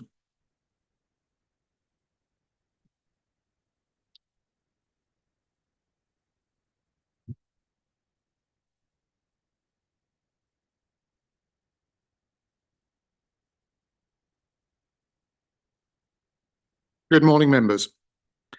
As the Chair of Sheringham Town Council, I am reflecting the concerns of my fellow councillors and residents who have contacted me about the two subject planning applications, and I am asking you for your help to protect our town centre and conservation area. The content of the Sheringham Town Council letter of objection to both subject planning applications remain valid, and the council remains concerned about the acceptance of certain statements made in the application around the effect on the highway, parking, noise and litter that have been apparently accepted, whereas we believe additional scrutiny would have resulted in this committee being differently informed. We believe that the applicant has not made sufficient effort to reflect on the character of Sheringham's town centre in the proposal for a generic corporate shopfront that could be found in so many high streets in the country. However, considering the Domino's hot food proposal in Church Street, I can distill my council's range of concerns, conveniently placing them under two headings. One, the threat to the conservation area, and two, error in determining the council's primary retail frontage area percentages. First, your conservation team helpfully and fairly acknowledges that the proposed development would have an unsatisfactory impact on the conservation area, but they think nevertheless that the harm would be caused would not be substantial. The town council, however, thinks that the proposed appearance of this large unit and its change of use to a hot food takeaway are unsympathetic to the conservation area and would be very harmful to its character. There is a proliferation of hot food takeaways in Sheringham already, and the proposed Domino's takeaway will be particularly significant because the premises are so large. We think the point has been reached to say enough is enough. This proposal puts the distinctiveness of our high street on a tipping point, and the potential harm is substantial. It is our clear duty to try to prevent the town centre from falling into the decline which we believe this proposal countenances. The second serious concern is an existing imbalance in the primary retail frontage area unit users. Your case officer's report on the main issues for your consideration covers the principle of development and reminds us that the application must be determined in accordance with the development plan policy EC5 in this case. The policy states unambiguously that in the primary retail frontage, a proposal which results in more than 30% of defined frontage not being A1 Class E will not be permitted, notwithstanding the comments which were made earlier, which I will come to.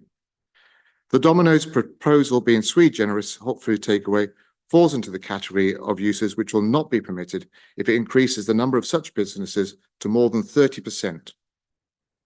The table contained in the case officer's report to members shows 25 units. It lists 17 which fall under heading Class E and lists 8, including Domino's, as being sui generis. This equates to 32% and is therefore a figure greater than the specifically prescribed by the Council's policy EC5. Furthermore, there is a sandwich shop and a coffee and ice cream shop listed on the non-sui generis side of the officer's table in the report, and both businesses provide hot food to take away. The inclusion of these two premises to the primary retail frontage increases it to then 40%, substantially outside policy. And if the premises on Barcham's Yard, known as Fat Ted's, is included, it is only a very short distance off the high street. The primary retail frontage increases to 44%. I note the report before you today suggests that the 30% is of limited consideration in regard to the primary retail frontage. But at 40 or even 44%, the application and adherence to this policy, EC5, is more than justified. It is deeply regrettable that the Public Health England guidance on how to use the planning system to promote healthy weight environments and prevent the proliferation of hot food takeaways is not part of current North Norfolk policy. So in summary, the application represents a great risk to the character of Sheringham's town centre, and particularly with the choice of shopfront materials proposed, it undermines the very nature of a conservation area. Policy EC5 should be adhered to, as we believe the correctly assessed primary retail frontage is substantially above 30%. Additionally, the measures to manage our concerns around litter, traffic and noise, particularly given the long and late opening hours, are not properly addressed by the proposed application. Please help Sheringham Town Council protect our town centre and the conservation area. Thank you. Thank you. I have no objecting speaker. I have one supporting speaker, Andrew Hodgson.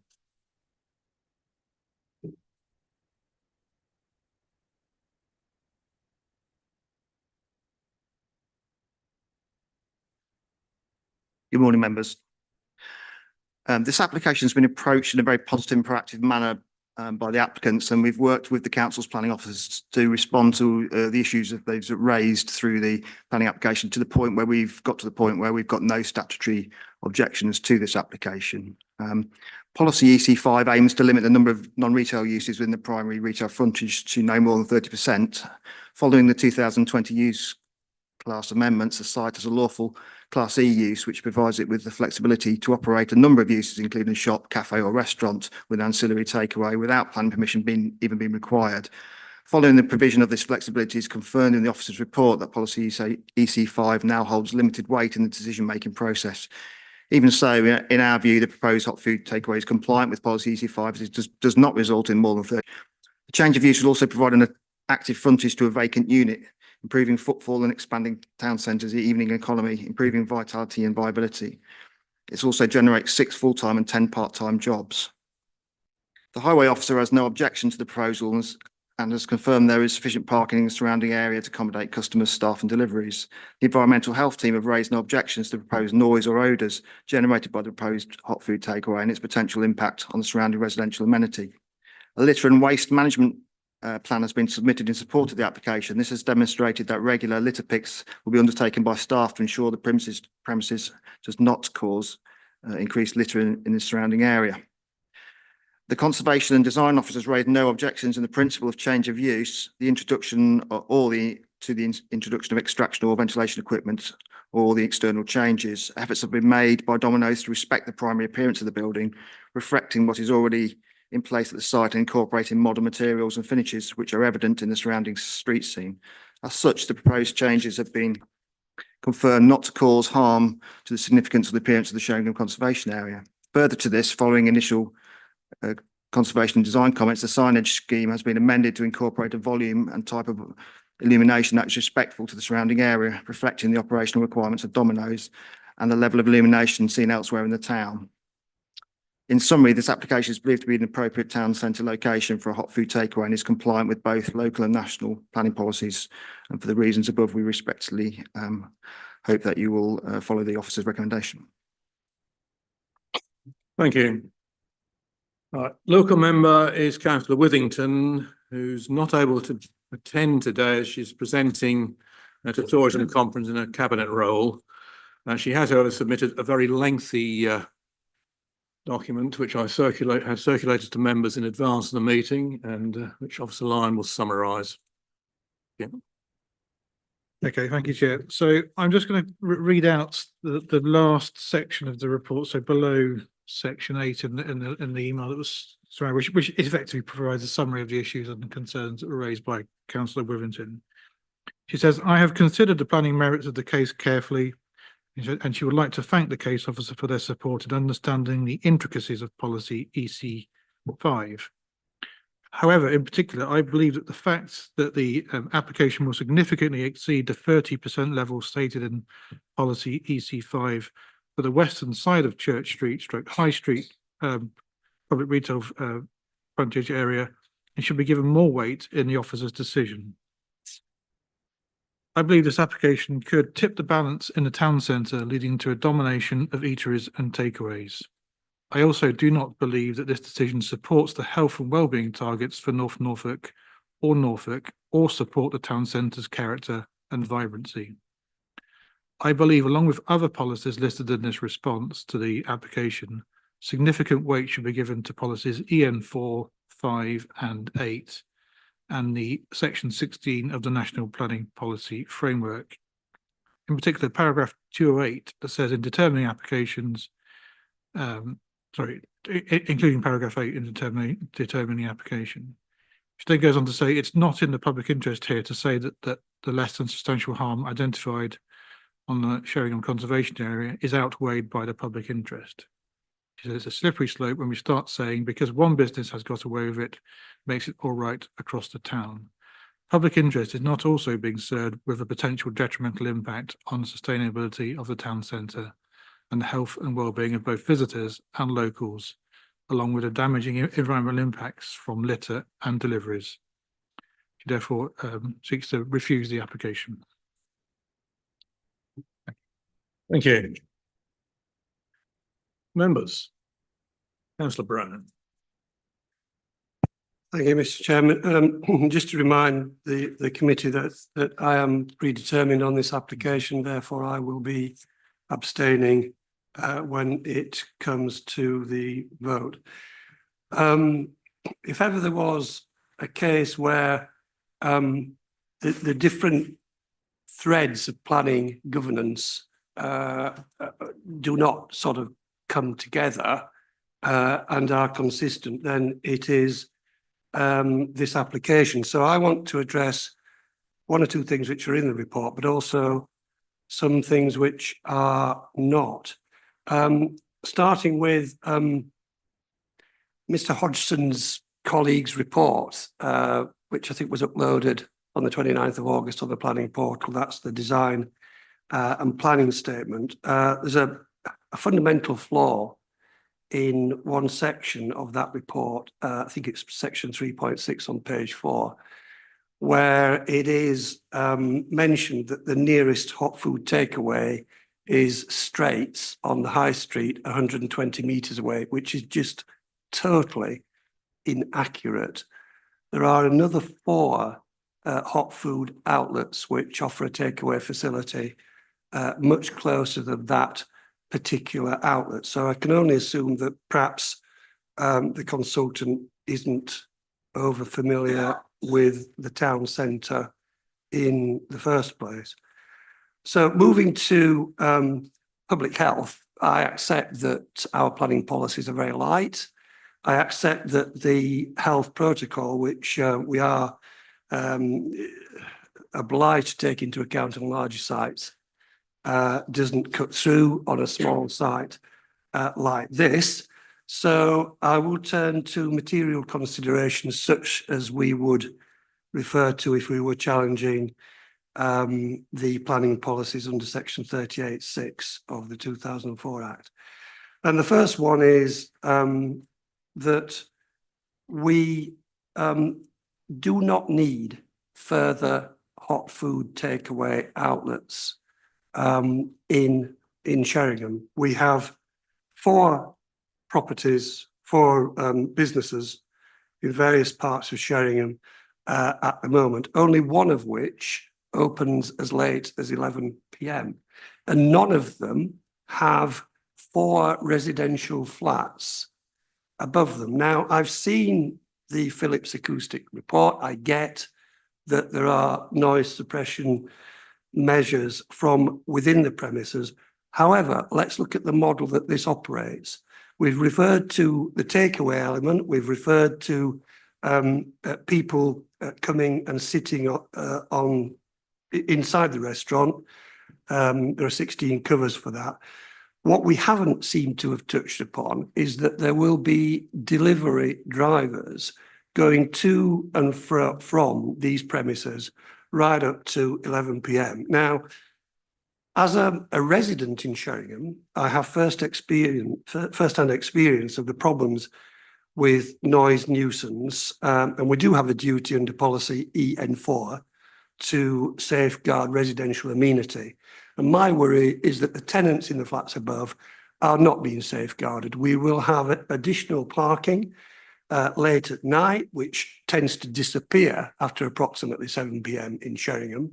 I'm witness to that. And we will also have, given Domino Pizza's promise in their marketing, that they will deliver a pizza within 20 minutes, we will have mopeds speeding away late at night, accelerating and causing an echoing noise nuisance in the centre of the town. Now, this is such a concern for the town at the moment that I've made representations to the Safer Neighbourhoods Action Partnership, to the police, to both monitor this as their next project for the forthcoming 3 months, and also to include it in the public space protection order that we're petitioning for. Now, why am I mentioning this? It's because our policies are difficult to implement. We're all aware of the pressure on our enforcement team and also on the local police. So we've got to be mindful that proposals that come forward that have a significant detrimental effect on the environment and local residents are something that we should not really entertain. And given the nature of the business, I wonder in the application to open till 11 p.m. at night, whether there's going to be an alcohol licensing application coming along on the back of it. Fair enough. That will ensure that, you know, the viability of the business, no doubt. But I would, if the committee are minded to approve this, I would suggest that we condition that the retail unit closes at 9 p.m. in the evening in respect of guaranteeing amenity to the residents above. It's the only hot food takeaway I'm aware of that has residences above it in Sheringham were this to be approved. So it's quite important, Mr. Chairman. Thank you. Some very pertinent points there. Do officers wish to comment on the noise issues from delivery drivers and riders? Okay, thank you. Yes, Councillor Patterson. Thank you. Just another question I probably should know more about. Is it part of planning policy to engineer society at all? You know, talked about the health and the well-being. If a cheese and tomato pizza is 1,600 calories, is this part of what we should be looking at? And I'm not happy if you want to laugh at me for suggesting that, but I completely agree about the noise and the curfew, if this was minded to go through. But I struggle to see how this fits in Sheringham or in this location in Sheringham. If most things are being delivered, can't it be in more of an industrial unit and then get delivered into town? And one question, actually, another question. When they go litter picking, do they only pick their own litter, or do they pick all litter? And does this extend sort of out to the 3 miles as it sort of exits the car window as well? Or is it just locally?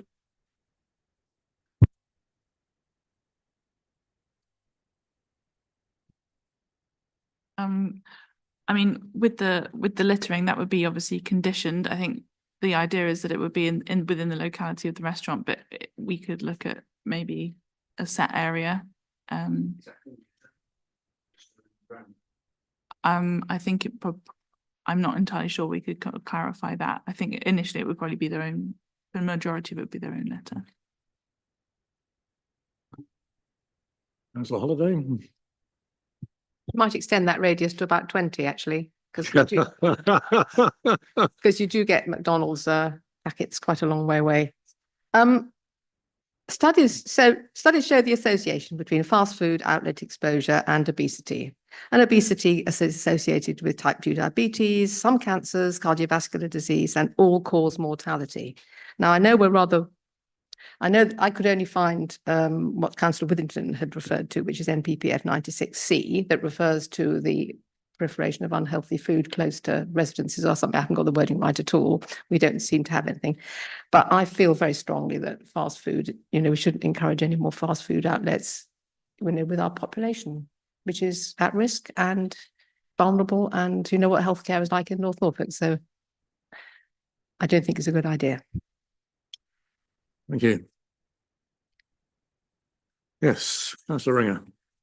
Thank you. I wanted to go back, if I could, on this on EC5, and we're talking about these percentages of the shop fronts being in excess of 30%, and the town council representative saying that this could in fact be in excess of 40%, which seems significantly above the 30% set out in policy. I just wondered if you could perhaps elaborate to me why you don't, or why the officer's recommendation doesn't think that that matters in the same way that the town council representative and Councillor Withington have expressed.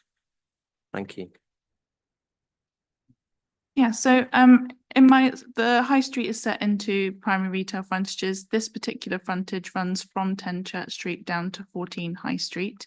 I've been out and I've looked at all the shops that are there, and to the best of my ability, I've ascertained their use class. A sandwich shop, an ice cream parlour are generally use class E. So therefore, and I've used the number of units in my calculation. So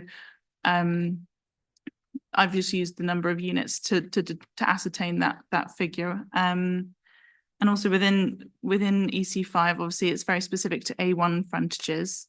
A1 frontages don't really exist in a use class anymore. They are part of use class E, in which case you can change between it with permitted development. You can change from a shop to a cafe and a restaurant with no permitted development, with no planning permission. You could become a cinema, all those sorts of things. So there's a lot of flexibility in that use class now that makes, in our assessment of it, it's not, it's not black and white. It is sort of shades of grey as to how we sort of assess that, really, and that impact. Satisfied with that, Councillor? I mean, I've got significant reservations in line with the ward member and the town council representative. I'm not entirely how at this stage I articulate that into refusing the application, which I think is probably the limitations that you've set out in the flexibility of the use class. Ultimately, I don't think it's right for Sheringham. It's a surprising application given what I would call an already saturated market, but that is not a planning consideration. If I may just turn to one other thing, which is about litter and waste. Well, obviously this is my portfolio responsibility on the council as well. I don't seem to be able to find this litter management plan as part of the application. But I may well just be completely missing it. There's an environmental health response, I get that, but there doesn't seem to be anything from environmental services on assessing that particular submission from the applicant. So I can't see what's been submitted and I can't see what that's been there's been any response from it. Sheringham is perhaps a little different to other towns that Domino's might operate in, as in the draw is down to the seafront, and if people get a takeaway, the likelihood is that is where they're going to head, and they're not going to be sitting and eating their takeaway in the vicinity of the store itself. And I don't know whether that has been taken into consideration because I can't see what their considerations have been.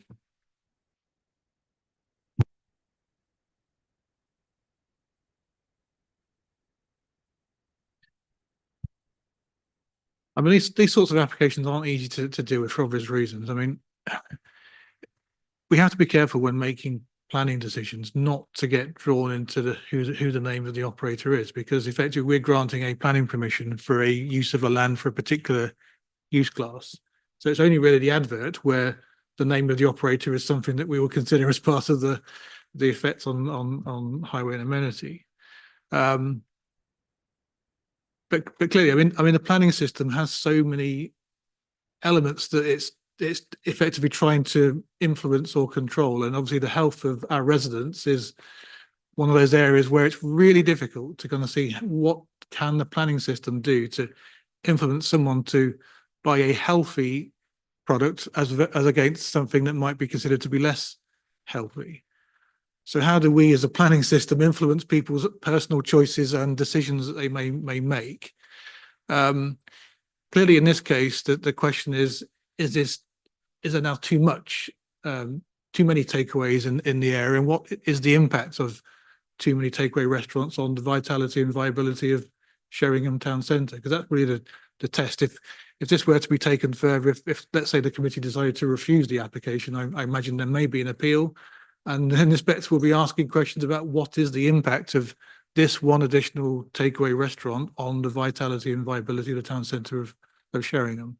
So those are the difficult issues we have to grapple with. And whatever decision we make, we want to be able to justify the decision that we've taken. Now, we've given a positive recommendation. We've taken very careful consideration of the policy EC5, but obviously we're operating in a changing scenario where the emphasis of policy EC5 as it was is now not as strong as it was, and therefore we're left trying to work out, well, if it's 31%, does that result in an adverse impact, or 40%? Is 40% going to result in an adverse impact on the vitality and viability of Sheringham Town Centre? Those are the sort of decisions that thankfully you have to make as a committee. We're just giving you a recommendation, but obviously you need to distill that and come to a view as to whether you agree that this is an acceptable scheme or isn't an unacceptable scheme, and articulating what is the impact of that if you're going to refuse it. I'll leave it at that for the time being, but just I was going to say some food for thought. That's probably not the right. Councillor Fitzgerald and Councillor Mancini-Boyle. I'm going to apologise in advance because I'm going to bite the bullet. I think we're all a bit nervous about this, but going back, we had the same issue when Costa Coffee was coming into Cromer and nobody wanted it, and it was a chain and everything else. Realistically, I think one of the things I would be extremely pleased to see out of the conservation area is that dreadful striped discount warehouse label at the top of it. Anything would be an improvement from that. And I think we have to move at a time. My only slight concern is, as you put, mopeds sort of zooming out at up to 11 o'clock at night. But if environmental health are happy about it and the Safer Neighbourhood team have been advised, I can't see a problem. So I'm going to actually propose that we go with the officer's recommendation. I don't see that we've got any possible reason to turn it down. Okay, thank you. So you're proposing, are you proposing for both we'd have to take separate votes, obviously, but thank you. Councillor Mancini-Ball. Thank you, Mr. Chairman. First of all, we're not here to judge young people's lifestyle. You're not dragged into a food takeaway to eat a pizza or whatever. So we're not really voting on that. My main concern really is the carbon footprint of it. The transportation of the products, are they local or are they transported in miles away? I don't sort of know how this would work.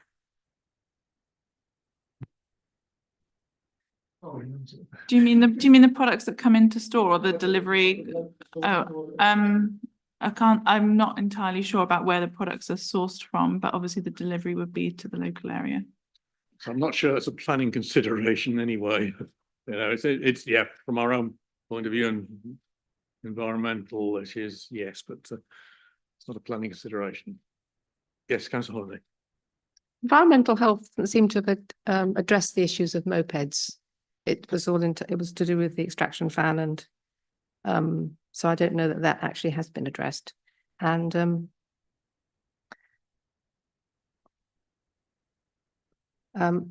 NPPF does have a paragraph that says very clearly that we should make decisions based on the well-being of our residents. So that's not guidance. I can read it out to you if you want. It might be helpful if you've got it. Hold on 1 second then. Just lost it. Okay. So it's 96C. Enable and support. Okay, planning decisions should aim to achieve healthy, inclusive and safe places, enable and support healthy lifestyles, especially where this would address identified local health and wellbeing needs, for example, through the provision of et cetera, access to healthier food. So that sounds like encouragement to do exactly that. I'll take two more, then we need to go to the vote. I'm conscious of the time. We have two more applications to deal with. So Councillor Patterson first, then Councillor Brown. Thank you, Chairman. I feel this is where the moped is falling down the gap, because the highway is there for everybody to be used, so you can't actually stop a moped using the highway per se, but obviously we're going to create the nuisance if this goes through, and I think that's where the gap is, and so we need to think about that. Thank you. Thank you. Councillor Brown. Yes, and I think the cost of monitoring that will fall upon council taxpayers, and rather than the applicant to fund that. But I just want to take up odds with Councillor Mancini-Boyle that actually Public Health England have published guidance on how to use the planning system to promote healthy weight environments. I won't go into what some experts say about the nutritional value of what the applicant produces on their premises, because that would be unfair. But it's just to make the point, and I can see that the officer, and I know that the officers basically come to the recommendation that they have because of the planning policy that's in play at the moment. But I think we are under a duty to promote healthy environments, if I read this report correctly, on page 61. Yeah, thank you. Officer Williams. So I'm going to unfortunately continue to take a slightly different nuance to Councillor Holiday. So I'm looking at the same paragraph in the NPPF quite carefully, 96C. And to me, it's much more of a permissive, encouraging thing that you should be promoting healthy lifestyle, because all the examples are doing, let's just call it the positive side of the coin. So it's provision and safe and accessible green infrastructure, sports facilities, shops, access to healthier food, etc., allotments, rather than trying to constrain the negative. I can understand where you're coming from, but personally, I don't read it in that manner. Having said that, I do think this is a fairly marginal call more generally, and I'm so ancient at planning. You know, I struggle with all this new use classes stuff, because in my day it was A1 and A2 and A3 and B1 and whatever, and the policy is undoubtedly out of date at 2008. It refers to a use class order that doesn't exist, and the team are effectively trying to interpret an out-of-date policy into a modern set of use class circumstances, and I think are acknowledging within the report that it's a bit marginal in the percentage terms. You can read it in different ways. I don't dispute that. So to me, if you were minded to refuse it, Mr. Lyon will end up saying, "Oi, why?" In that, guys, he'll do it slightly more politer than that. He'll probably manage to put in a pun about pizzas or something in the process of doing it, but he will and he should. That's part of his role. And I would probably be suggesting it would be safer to fall back on the conflict with EC5, the loss of retail frontage generally, possibly coupled with over concentration of hot food takeaway, and some stuff about residential amenity for the flats above. Waste is always a tricky issue, bluntly. You know, how do you reliably control, bearing in mind hot food takeaways are part of life, whether we like it or not, what a punter does in leaving the premises with the receptacle the food is in, because it's bound to be in something. You're not going to walk out generally just with the food and every last bit is consumed. So personally, I'd avoid the waste bit a bit, because I think we can condition that as far as we can. So I'm not convinced that's a reason to refuse it. Whereas if you were minded to, probably that EC5 and the residential amenity would make more sense. But our recommendation remains to you. On balance, we think this is fine in a slightly difficult set of circumstances policy-wise. Thank you. Okay, members, you have had that aspect clarified.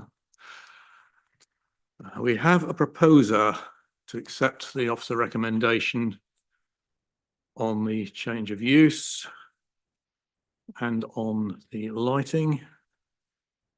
There is no seconder as yet. Anybody from the floor? You are seconding, Councillor McDonald. Thank you.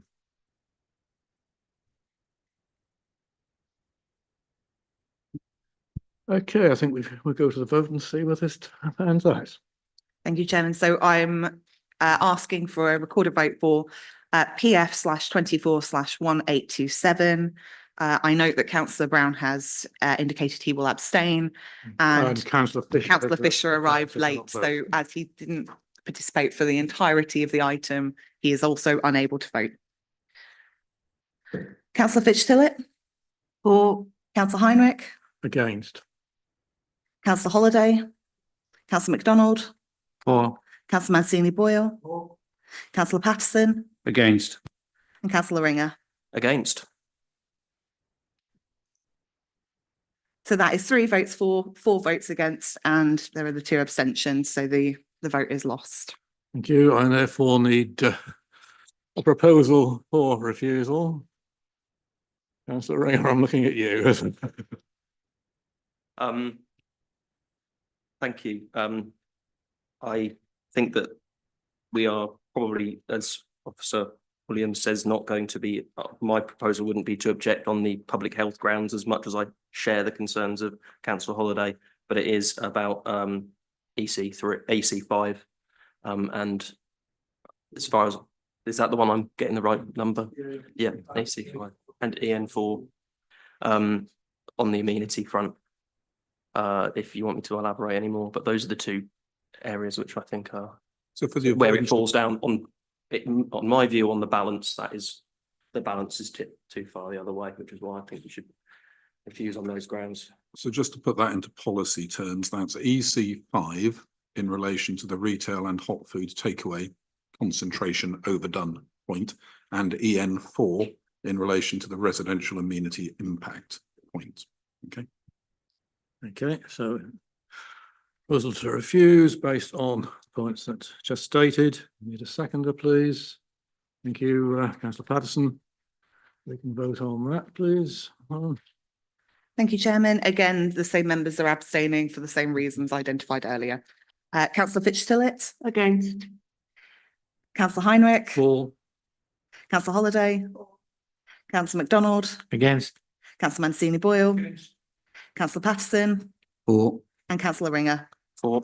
So that's 4 votes for, 3 votes against, and the 2 abstentions. The vote is carried for refusal. Thank you. We now just need to wrap up the second part of this ADV/24/1828. I'm assuming that's going to go the same way, but we have to have the separate vote, do we not, Lawrence? I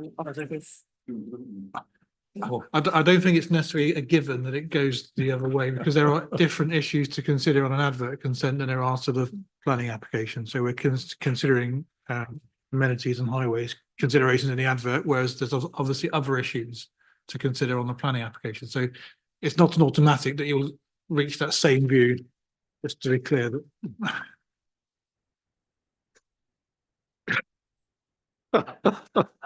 Yes, It has a happened political before. system. Okay, so how do you suggest we go? Can I just chip in? Normal So, vote. so Mr. Lyon is right. The range of considerations is noticeably different. So, you know, the professional advice would be you cannot refuse an advert based on the use argument. You've just refused the application. So that wouldn't be a valid reason. You can refuse an advert because it looks horrible. You can't refuse an advert because of you don't like the name or the trader. It's about the design of it and or highway safety related issues. And there are no highway safety related issues associated with this. So personally, I think it would be quite difficult to justify a refusal of the advert on amenity visual impact kind of grounds, but clearly you're entitled to, but that would be what you'd have to decide, that advert that Ms Walker showed earlier is so unattractive. And I would bear in mind what the current advert displayed on the shop looks like in taking that view. Okay, thank you. Useful clarity. Yes, Councillor Patterson, very quickly, please. Thank you, Jim. Can we go back to the picture of the sign, please? Of the proposed sign, sorry.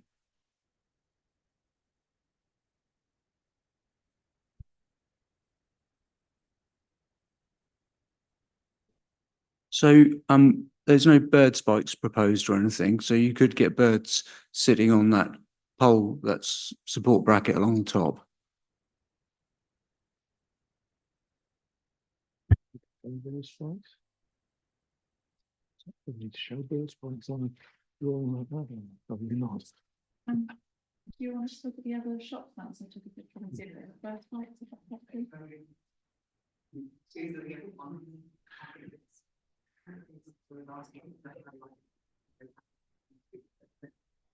I can't say I noticed lots of bird spikes on signs in Sheringham, and those are just some of the other shop fronts that I took photos of that had aluminium frontages.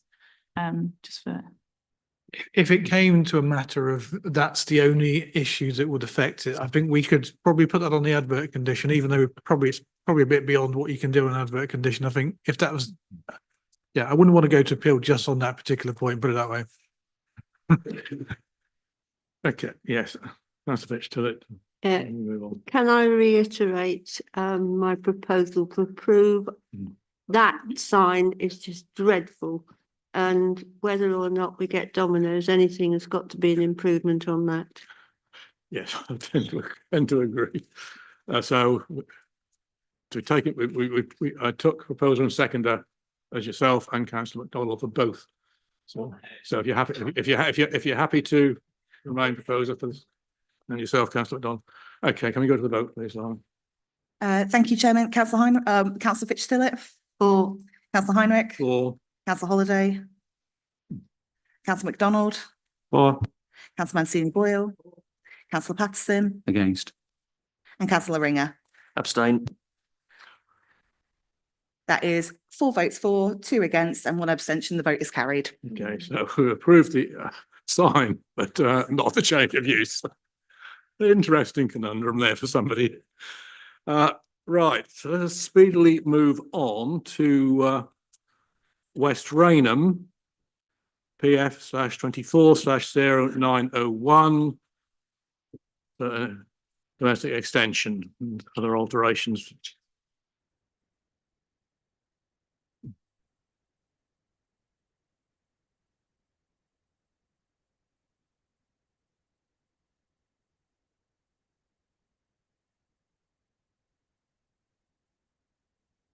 Yeah.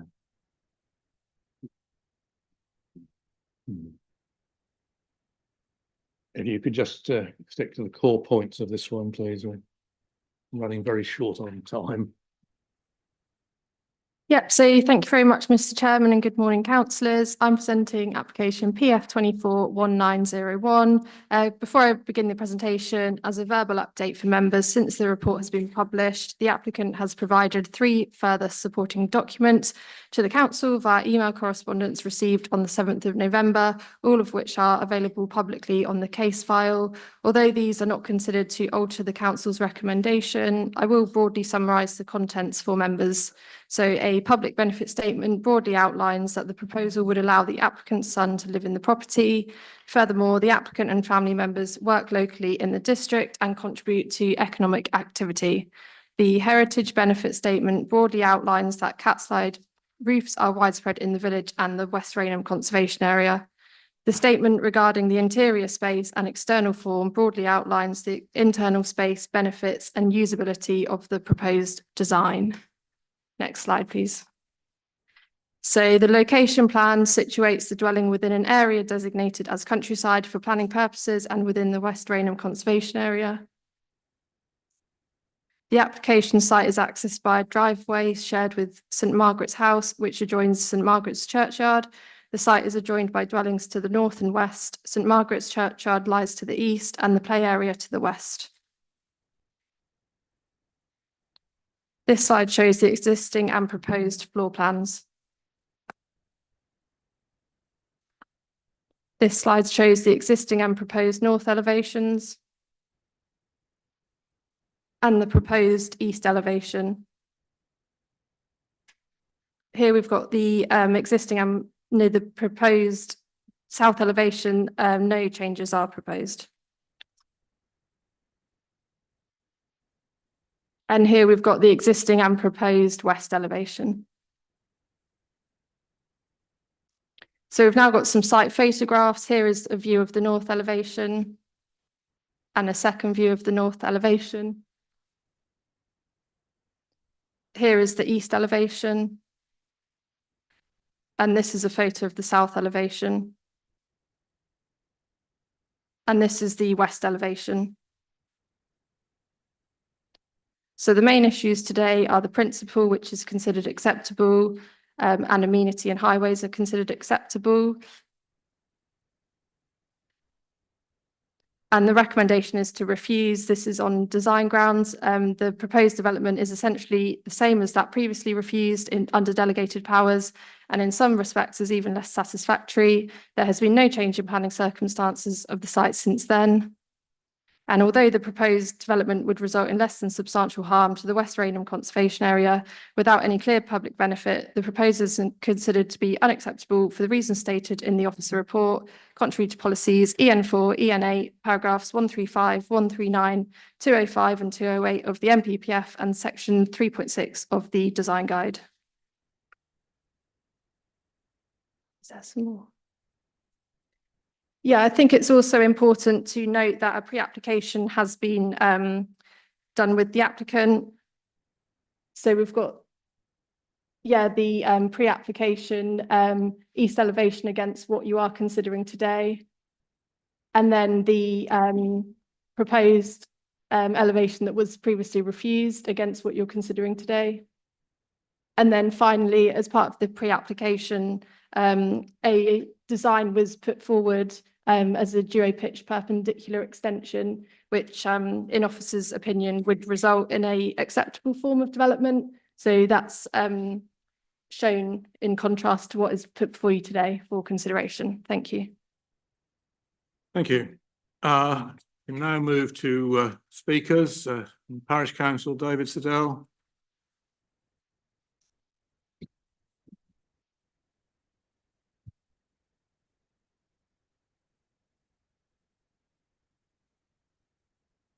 Mr. Chairman, members, good afternoon.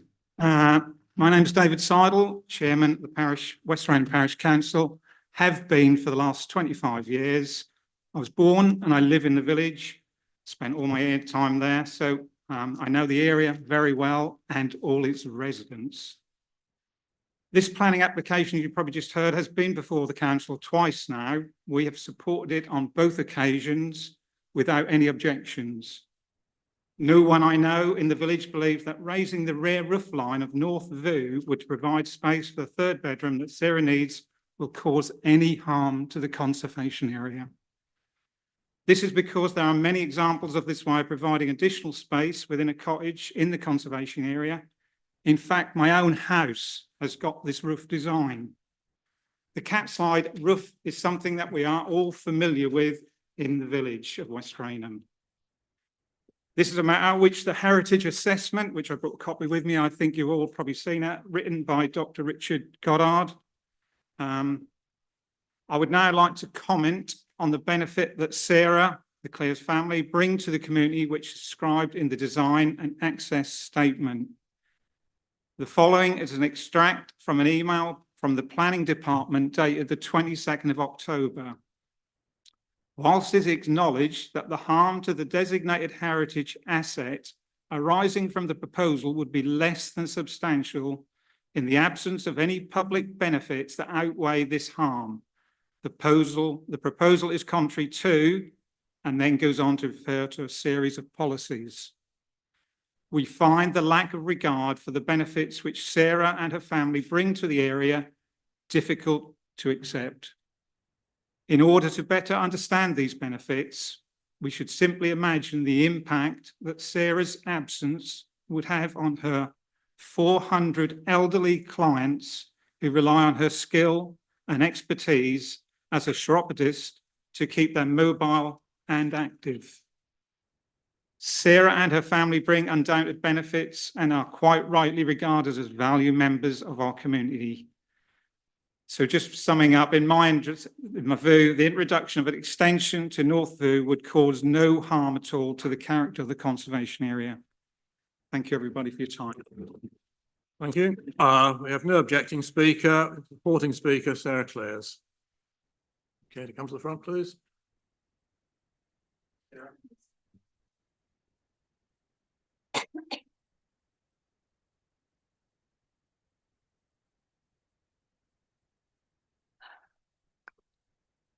I'm grateful for the opportunity to address the committee today. Thank you. We came to live in Northview 12 years ago and we settled in and felt at home very quickly. I work as a chiropodist. I have 400 patients. In a typical week, I see 9 at a clinic in Fakenham, 20 at a clinic in Swaffham, and I have around 20 home visits. The area I cover is from Downham Market to North Reps, and my annual work mileage is about 30,000. The majority of my patients are over the age of 80. We love our home. The problem is that 2 of my adult children live with me and Northview only has 2 bedrooms. Kitty, who works at an engineering company in Fakenham that designs and manufactures lifting equipment, has the 2nd bedroom. Richard, who has various Lantra awards and is involved in the maintenance of hedges, small trees, sleeps in a caravan. Both are happy in their work and love West Raynham, but neither have an income that would allow them to live in a place of their own. My ambition is simple. I cannot envisage us leaving our home at Northview, but I want Richard to have a room of his own like his sister. Recently, I received a legacy sufficient to allow us to add a 3rd bedroom, working with a builder who is also a family friend. This has given us the chance to complete our home and I want to get it right. The problem that I have with the alternative proposed by the planners is not the way it would look. It is the internal space, the bedroom which would have much less headroom than Kitty's room. In addition, it would have 2 large areas of sloping ceiling. It would be like an attic room. Kitty has a lovely simple room of her own and I would like Richard to have one like it. I very much hope that you would be able to approve the application so that I can make this happen. Thank you for the opportunity to speak. Thank you. Local member, Councillor Harrison, is unable to join us, but has sent in a statement which Councillor Lyons will read. Okay, so Councillor Hewson says the basis of this statement requesting the Development Committee to approve this quite simple planning application should be read as a supplementary point of consideration following the completion of the call-in form. says the property 29 Northview is a family home where an extension to form an additional bedroom is nothing more than a simple step to ensure a growing family can remain in the house, thereby removing the spectre of selling up and finding alternative house, probably out of the West Raynham village community, incurring significant additional cost, disruption and undue stress. He says West Raynham village desperately needs to retain families such as the applicants represent away from the popular coastal tourist locations the village has suffered. Simple family properties taken up for second homes, a process at the heart of and exacerbating the housing crisis within the district of North Norfolk, and acknowledged as critical by officers and councillors representing NNDC. Over the duration of the application process of 18 months, the applicant and architect have considered requirements of the planning officer and direction from the conservation officer in respect, including the requirements and other elements found on many other properties in the West Raynham conservation area, as informed by NNDC officers.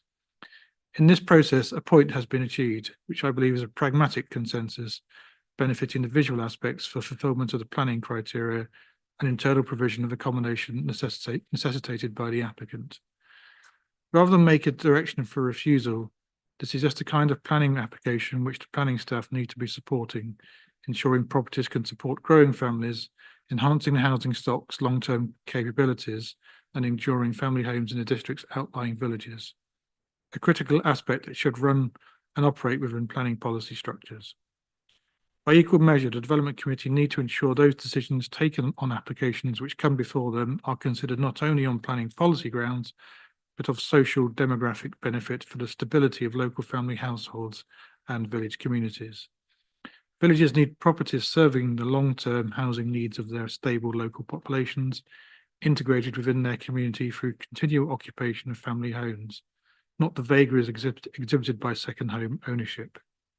He says approving this application will ensure that the property is extended to serve a stable working family who are an integral part of this local community. That's Councillor Nigel Hewson. Thank you. It's been made clear that there's no issue with the principle of this development. The argument appears to be simply over whether the style of the roof is acceptable within the conservation area, West Raynham, or whether we should insist on a more satisfactory from conservation's point of view, but less satisfactory from the applicant's point of view, roof style. It's no good having an extension if you can't make maximum use of it, in my view, but Councillor Patterson, you want to have a go? Thank you, Chairman. Could we just go back to the proposed, what is proposed, please? I felt it went quite through it quite quickly.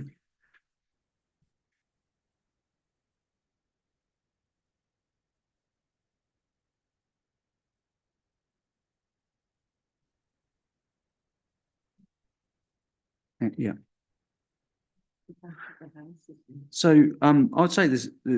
So the scale and mass seems acceptable, and it doesn't seem like gentrification. It seems to be adding a room, one extra bedroom to suit the need. Can you? Pardon? Yeah. Oh, which bit of the roof? What bit of the roof is the problem? Could the planners point out which bit doesn't quite?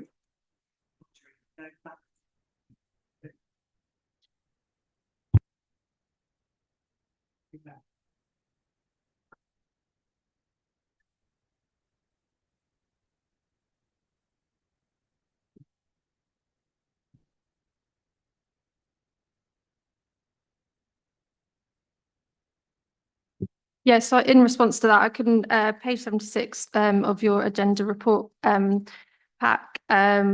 So the proposed development is essentially the same as what we previously refused, and the design and form, by virtue of its shallow pitched roof, wedge-shaped form, higher eaves line and tapering abutments, would be an inappropriate and uncharacteristic form of development, which would hang awkwardly and heavily off the back of the existing dwelling, in the council's opinion, resulting in a substandard and inauthentic form of development. Okay, thank you. I just want to also point out page 71 of the agenda at the top, West Raynham PF 240901 is what we've got written on our papers. I think there should be 19 Anyone? Could we have the last slide up, please, just to show the two, the proposed and the suggestions from planning officers? Yeah, that's the one. Can leave that up, please. It might help. Yeah, so just to explain, on the left is a duo pitched perpendicular extension, which has been suggested by the council as an appropriate extension to provide a third bedroom.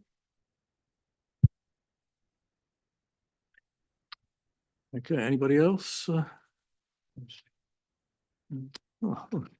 slight problem coming up here. Okay, yes, Lauren. I think this really comes down to a matter of judgment on what the harm is to the character and appearance to the conservation area. So we've given a particular view, but as a committee, you're completely free to come to a different judgment on those assessment of impact on the conservation area. I mean, you may say, well, is it that visible? What's the actual harm? I mean, it's a judgment call. We've come to a view that there might be a more sympathetic alteration to the building, but clearly that wouldn't meet the applicant's requirements that they specified. So it's a judgment call. We've gone one way, but clearly if you feel otherwise, then you're not bound by our recommendations. It's just a matter of articulating what because there will be harm through an addition. It's a question of what is that harm so substantial that or so significant that a refusal can be justified. Right, okay. I'm watching the time, and I've got Councillor Holliday, then Councillor Mancini Boyle, and Councillor Fitch Tillett. I wondered if the planning officer could just articulate the room dimensions and usability of the duo pitched perpendicular extension as opposed to the. Yeah, so I don't have exact dimensions because these are rough mock-ups that our conservation officer put forward. But I would note from the conservation officer's public statement on the planning application, an objection was put forward, but on their statement, it says that it would provide capable room of practical habitation, particularly if the room were to be vaulted to the ridge or the floor levels lowered. Would lowering the floor level be a problem? I mean, we haven't explored that, so I wouldn't be able to answer that. Councillor Mancini Boyle. Thank you, Mr. Chair. I'll be brief. I know you want to get on. Just to clarify for me, the geo-pitched perpendicular extension, that's obviously a bedroom above. Is everybody saying that's acceptable for the planners, and yet the proposed one is basically just a roof line that you're not happy with? Yeah, that's correct. And also, so why is the first one not acceptable? And bearing in mind also that we've had the local council chair for the council, he already has a house with that type of roof. So I'm a bit confused. Why isn't the first one okay and the second one isn't okay? And yet we've had representations today that it's not a one-off. It's someone's already got a roof line like that. So I'm not too sure which way to go on this one. Right. Councillor Brown. Well, I think what I perhaps would like clarity on is if there is harm being caused here to the conservation area, is it so substantial that there would that it would require a public benefit element to it? I noticed in the report that the officers, very good report, the officer has put that there is no identifiable public benefit. This almost speaks to the same category that we put Hanworth in today and Binham in a few meetings back, that rather than us making a decision today, people on, the opinion in the room is not settled. Perhaps could we go away? Could we go away and ask the applicants to work with officers a bit more on this? I don't know. And I thank the speakers for bearing with us for this length of time. And I fully appreciate the personal circumstances, and these decisions are difficult. Thank you. In an ideal world, applicants would take note of what officers say, but if that's no doubt possibly results in unsatisfactory internal layout, then they have a right to come back to us. I think. So, and I Williams have no personal issue with what Councillor Brown has just said. The other bit, I think, if you do decide to defer, that we as officers should give some consideration to, is the point that Councillor Mancini Boyle made and the Chair of the Parish Council made about the comparability, my word, between this and other potential examples in the area. So it's not just, from my take, a view that it has to be changed. It's actually probably a little bit more of a reappraisal of the whole thing. And that's not to say the conclusion won't be professionally the one on the left's better than the one on the right, but I think we need to go back to basics if you decide to defer it. Well, I'm taking it as a given that the other properties that in the village that are similar to this benefited from decisions whilst it had conservation area status, because one explanation could be that they were pre-conservation area status. And this is quite clearly a decision we're taking in a designated conservation area today. And I don't know whether that's relevant or not because it's not in the papers.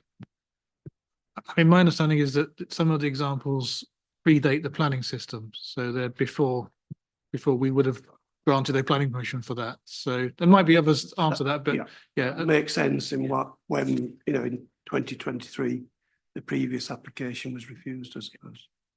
I can see that bit. Yes. Councillor Fitch next, and you may consider whether you Thank wish you. to propose deferral. Can or I not just in that. confirm that proposed extension is at the rear of the property?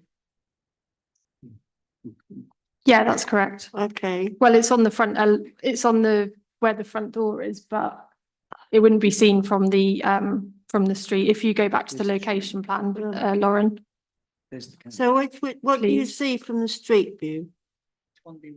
So that's the south elevation which fronts the street. You can see the blue arrow That's from the denotes street. where I was standing. That's what you see from the Yeah, street view? that's correct. All right, because we don't have site visits anymore. It's just a bit, and I don't actually know West Raynham Village very well, so I just wanted to confirm that. So the proposed extension would be on the rear of that? That's correct, yeah. Okay. Well, consistency, I think, has been mentioned. How come this one is suggested refusal when the one at Hanworth was suggested approval? I mean, come on. I cannot see personally there's going to be any harm with this whatsoever. We've heard all sorts of circumstances on the side that this is desperately needed, and I'm quite happy to propose that it is accepted, but of course we need somebody We need to go that way. with the officers. I hear where the committee is going. Therefore, I think the simple answer is I will use my powers as chair to propose and second from the chair your recommendation. You can then do what you wish to do. Okay, so we can record that, Lauren. We'll have a vote on it, which I know where it's going. So this is a vote for the officer's recommendation, which is for refusal. Councillor Brown? Against. Councillor Fisher? Against. Councillor Fitch-Tillett? Against. Councillor Heinrich? For, of course. Councillor Holiday? Yeah. Councillor MacDonald? Against. Councillor Mancini Boyle? Against. Councillor Patterson? Against. And Councillor Ringer? Against. Right, That is against. I now need a proposal to approve. And with reasons, please. Oh, yeah, please, can I propose this for approval? And the reason is from the road, you won't see that roof. I think that there won't be the harm that is being mentioned. So very happy to put it up for approval. Right. Can you give me some grounds for record? Well, I'm on the Google Street View and I Yeah, I no, just- I need planning. Oh, ground. okay. Sure. officers can support me. So I think what councillor Patterson is saying in his words, so I'll translate them into planning words if I may, is in your view, the proposal as done largely because of the position of the extension in relation to the building and the road to the front would not have a detrimental impact on the character and appearance of the conservation area. Of course it was. Thank you, Mr Williams. Could I have a seconder, please? Thank you, councillor Fitch-Tillett. And the vote, Lauren? Thank you, Chairman. Councillor Brown, this is a vote for approval. For approval. For. Councillor Fisher, For. councillor Fitch-Tillett, for councillor Heinrich, For. councillor Holiday, councillor MacDonald, For. councillor Mansili Boyle, councillor Patterson, For. and councillor Ringer. For. The members present, that is unanimous. Thank you. You have your approval.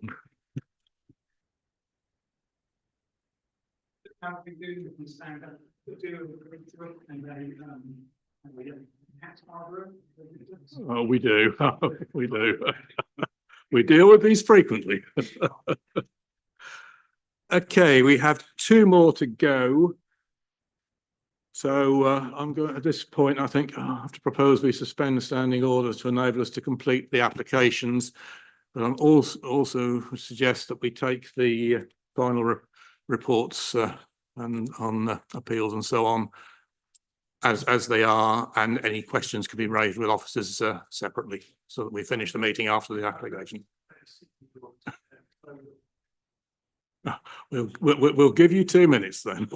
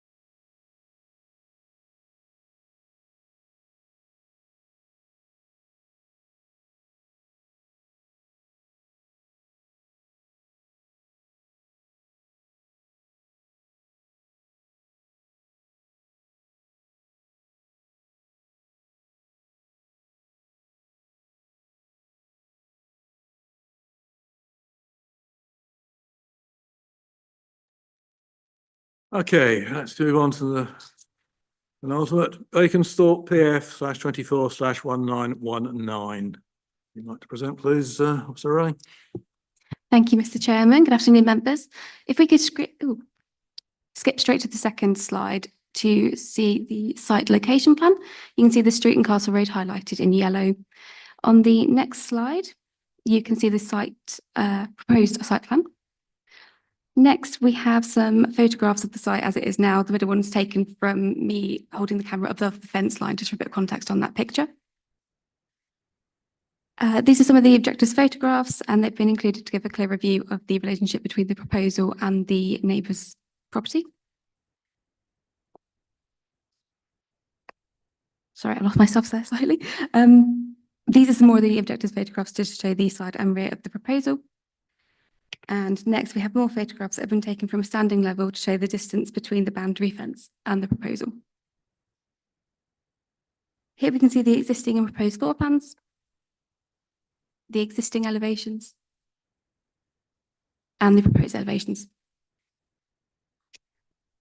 So the main issues are the principle of development, impact on character of the area, heritage and design, residential amenity and parking. But approval is recommended subject to conditions. Thank you. Thank you. I have no parish speaker, I have no objecting speaker. I have one supporting speaker, Martin Stewart.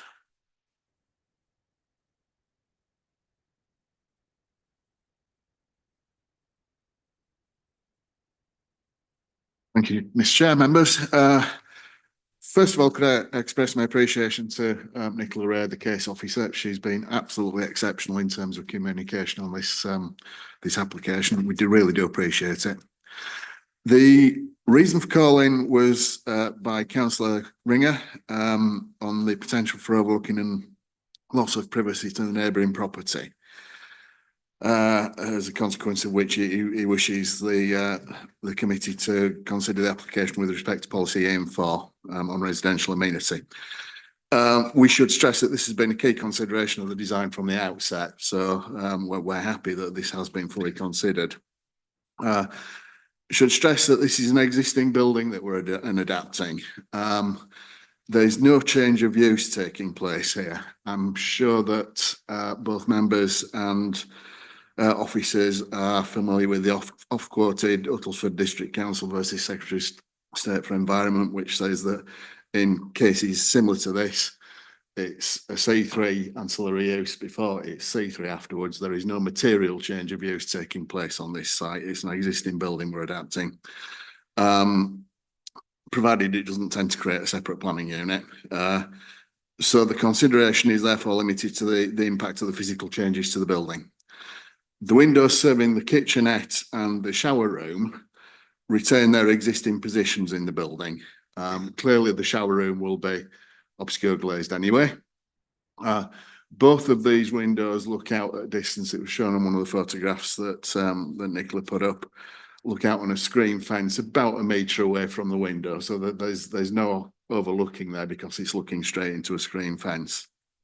The window to the home office stroke bedroom, flexible use room, looks out onto the applicant's own parking area, and again beyond that is a 6-foot high screen fence. There is no overlooking possible. That window, I should say, not that it's necessarily a planning issue, is necessary for fire escape purposes under the building regulations, because otherwise that room would constitute an inner room and we've got escape problems.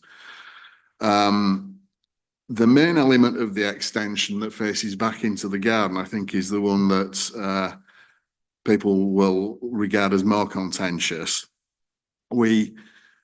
Nicola in her report has mentioned that, again, being at ground floor level, this looks out into an enclosed garden area with screen fences either side. There's no overlooking of neighbouring garden areas possible. What she's not mentioned, and I should perhaps expand upon, is we'd also considered the potential for overlooking towards the rear elevations of the neighbouring properties. To prevent this, the actual rear or the face of the extension on the building that, Is that your timer correct? I have to Thank stop you. you there then, I'm afraid. Right, thank you. Councillor Ringer. Good morning. Thank you very much to the officer for the report and to the applicant for nearly evening. Yeah, I actually amended my speech because it started with good morning, so I've changed it to good afternoon. But there we go. The reason that I've called this application in is to give the committee the opportunity to decide on whether they believe that this proposal complies with policy EN4. Although when I've called this report in, I think that I've used the word overlooking. I think perhaps underlooking might be the more technical term or less technical term, but I think that describes it better. And I think it's in particular the western roof light that will look up to the first floor of the neighbouring property. And the main objector, who has that neighbouring property, submitted a lengthy and in some parts compelling account of the issues. And whilst not all of them are material considerations today, it is that one that I think is that I'd like the committee to judge on. Should the committee decide this application to approve this application, I do wonder whether the western roof light could either be removed or placed additionally as an extra one to the east. And I'm sure someone will mention the glass because they always do. And that the offers of proposed conditions, including the one that would prohibit it being a standalone holiday let or indeed a holiday let associated with any other neighbouring property, be accepted as well. Thank you. If the roof light is a concern, I've just been discussing with what's the line, whether we could condition obscure glazing in the roof light. Wish to comment there? Yeah, I mean, if we did feel that was the big issue between an approval and a refusal, then yeah, I mean, you can get opaque glass that still lets light in, but prevents sort of that sort of intervisibility between different sort of properties. So wouldn't seem unreasonable to include that if the applicants accept all of that. So I think that would be in terms of the limits of what I think that we could probably do. That would be about. I think that would probably be acceptable to me, but as I say, it's the committee to decide on whether they think that that would be acceptable. Anybody else wish to come in on this? I'm assuming that the annex condition prevents any sort of Airbnb or holiday let use. It's ancillary to the main premises only.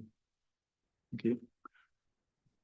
Anyone wants to speak? Do I have a proposer and seconder for the recommendation to approve? Councillor Patterson. I think, Chairman, on the basis there's obscure glass in the roof light, I'll propose the officer's recommendation. Thank you. Do I have a seconder? Councillor MacDonald. Vote please, Lauren. Thank you, Chairman. Councillor Brown? For. Councillor Fisher? For. Councillor Fitch-Tillett? For. Councillor Heinrich? For. Councillor Holiday? Councillor MacDonald? Councillor Mazzini Boyle? For. Councillor Patterson? For. And Councillor Ringer? For. That's unanimous, 9 votes for. Thank you. This application is approved. And if we can move on to our final one, Suffield Park /PF/24/1924. Any substantial alterations to this building. Mr. Rubin, whenever you're ready.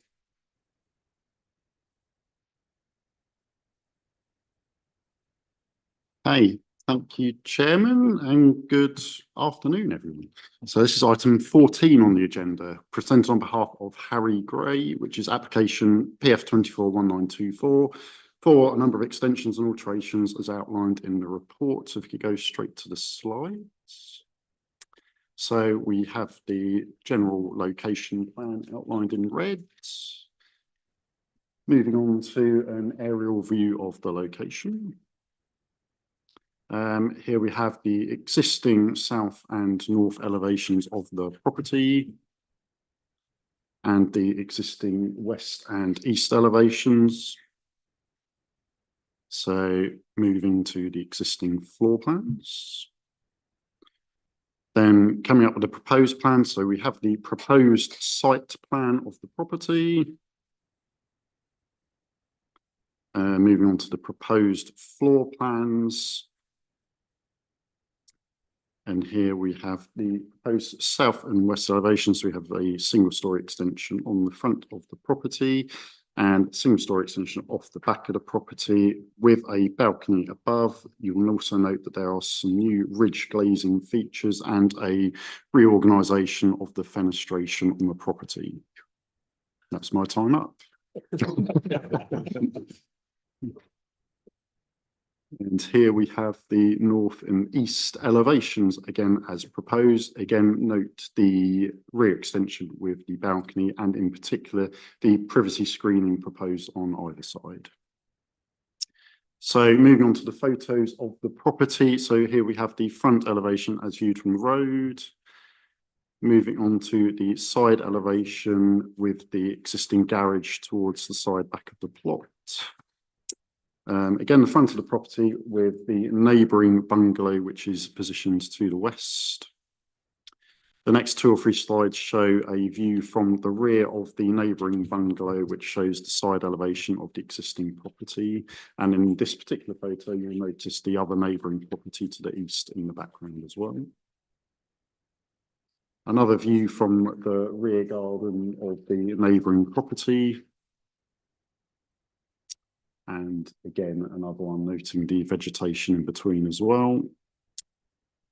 Moving on to a full view of the rear elevation and garden.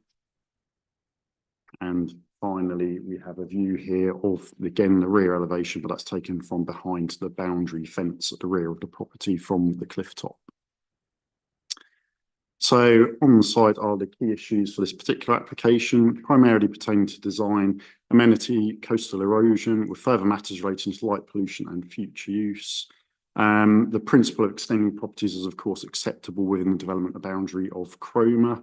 I will cover very briefly 2 or 3 of the issues for committee as I think it is important. So in terms of design, Cliff Drive does benefit from an array of differently designed properties. Whilst there is some level of consistency, there is no one prevailing character or form in the locality. So the proposed front extension, whilst projecting forward of the building, is considered to be acceptable in this context.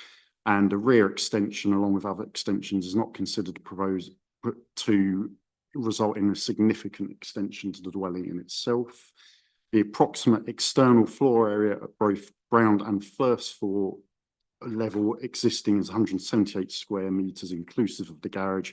The proposal would result in a floor area of approximately 249 square metres, so approximately a 40% increase in total floor area, and that includes the balcony as well. In terms of physical built form, the proposal will constitute an approximate 28% increase.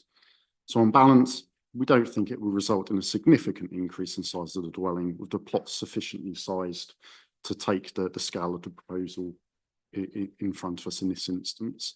In terms of amenity, the first floor windows on the east elevation would be removed with the insertion of high level ridge glazing roof lights and a large amount of glazing inserted onto the north elevation. And a removal of the windows on the east elevation would reduce the overall level of overlooking in that direction. The glazing on the rear north elevation would provide a modest degree of overlooking, but directed northwards and in the context of the removal of glazing elsewhere on the dwelling. The balcony atop the rear extension and within the rear garden has the potential to increase overlooking. However, high privacy screening has been proposed either side to screen views to the east and west, which is on balance considered to be acceptable. Briefly, in terms of coastal erosion, a number of representations have raised concerns regarding the condition of the nearby cliff and whether it could support the proposal. No objections have been raised by the Council's coastal management team, noting that although it's within the coastal erosion zone, this location has been relatively stable for many years and subject to funding will continue to be defended. The proposed extensions are set well back from the cliff edge, with surface water being directed to the existing foul water system, which is considered to be acceptable, subject to condition in this instance.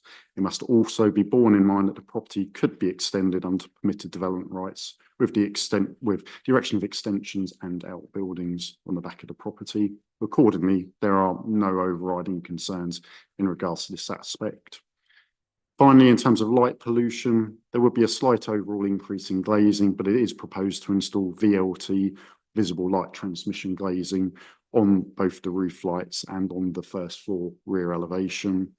And finally, very briefly, there have been concerns raised about the future use of the property in terms of its potential use as a holiday let. That's largely immaterial to the application at hand, which deals solely with extensions and alterations to the property. So any future use that would occur could be investigated if it did occur and if it constituted a material change of use. So to conclude, the development complies with the relevant development plan policies, subject to conditions as outlined on page 90 of the report. Thank you. Thank you. I have no town council speaker, no objecting speaker, one supporting speaker, Susan Taylor.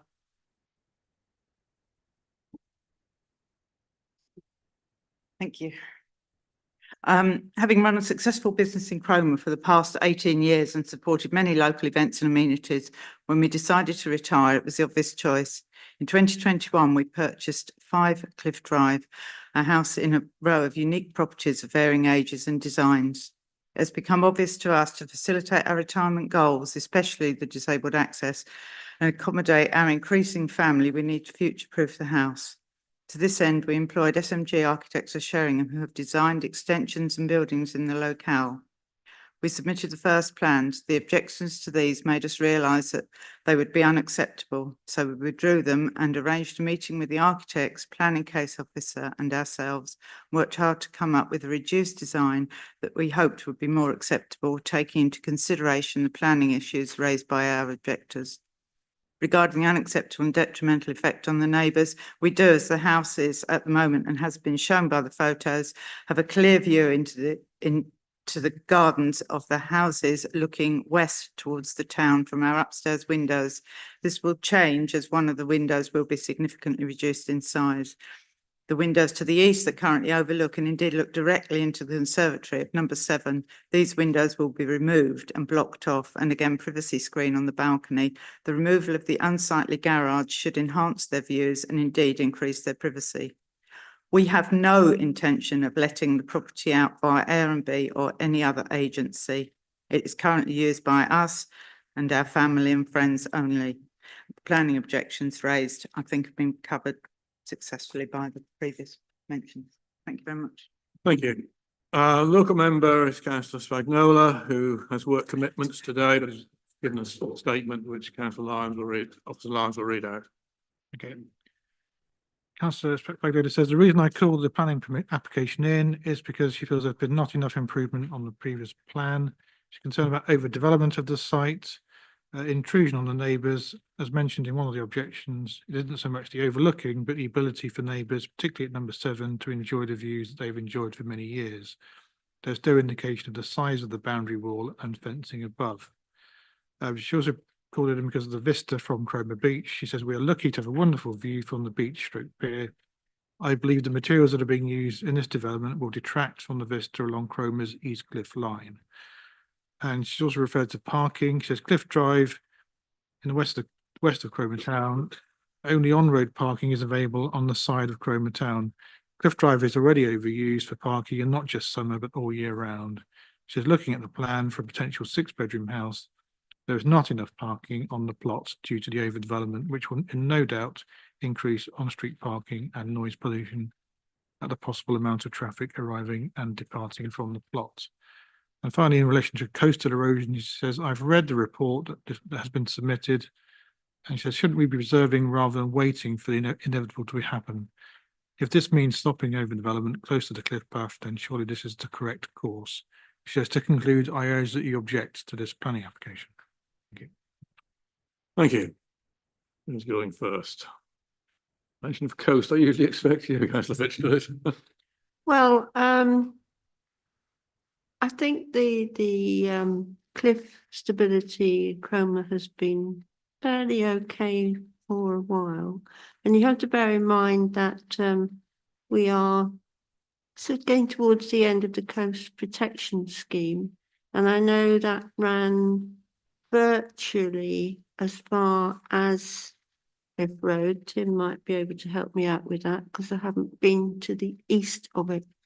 But I would, if Brian Farrow is content, then I think we should all be content. I mean, he's been here since God was a boy, even longer than me. So he knows exactly what's going on there, and so I don't actually have a problem with it. And looking at everything else, despite what the local members said, with the glazing either disappearing or being so it's not see-through, I don't have a problem with it at all, and I'm happy to propose its approval. Thank you. Councillor Brown and Councillor Mancini Ball. I'll second Councillor Fitzgerald's proposal. And in doing so, I think we've heard that the volume of the extension is around the permitted development tolerance in any event. The parking is addressed in the report. CT 5 and 6 are considered satisfactory. I understand the concerns of the local member, but I think all those have been addressed, and so I'm quite happy to support the recommendation of the officer. Are you seconding the proposal? Yeah, I will second it, Chair. Thank you. Councillor Mancini Ball and Councillor Holiday. Thank you, Mr. Chair, and I'll be brief. I wish all our applications were quite like this, because it seems to me that the applicants have sort of gone over and beyond what they're trying to for their neighbours. They're bricking up windows and reducing windows. They're very accommodating, I believe, and I don't believe there's an awful lot wrong with this application, so I'm quite happy with it. Thank you. Thank you. As a holiday, and then we'll go to a vote. I think it's unfortunate that the surface runoff goes into the foul system, because I thought we were trying to get away from that. I can see that there's no option, because otherwise it's going to erode the cliff, but I just wanted to note that as a point of concern. Okay, Councillor Adams. I just thought, following really the first point made by Councillor Fitzgerald, it might be helpful if I come in. Yeah, I think just on that last one though, in terms of the location, some of the drainage options are quite limited. Obviously, you couldn't, consider you wouldn't want to consider a soakaway there, put it like that, given, and you could see how Angie's reacting to that. But I just wanted to reassure people in terms of the cliff. So there are some resident concerns, but it mostly, I think, has arisen as a result of the settlement that's just occurring and will occur on an ongoing basis. So there are some cracks that appear in the pavement on the cliff top path. So I just wanted to reassure you on that. There is some cliff stabilisation works that we are looking to undertake further west, but quite a bit further west, to be honest with you. So not related to this spot at all. So I wasn't intending to speak on the application itself, but I did want to just say I thought what the applicant said to us at the beginning was probably the most valuable in terms of sort of allaying some of those residents' concerns, particularly around Airbnb and that sort of thing, and that often provokes a reaction now. I think you can see it sort of fits within the scope of policies, though it's close in terms of that scale and massing. With that 40% sort of increase, I think you said it was, Officer Lyons. So it's that's probably the base of the concern that's arisen really in terms of the scale. But I just wanted to really respond to that issue over drainage and the cliff top settlement. Thank you. Thank you, Councillor Adams. I propose we now go to the vote. Thank you, Chairman. Councillor Brown? For. Councillor Fisher? For. Councillor Fitzgerald? For. Councillor Heinrich? For. Councillor Holiday? Councillor MacDonald? For. Councillor Mancini Boyle? Councillor Patterson? For. And Councillor Ringer? For. That's unanimous, 9 votes for. Thank you. The application's approved. Right, I said when we suspended standing orders that items 15 and 16, if there are questions there, please raise them with the officers directly. And we'll therefore close the meeting at 1:22 by that clock.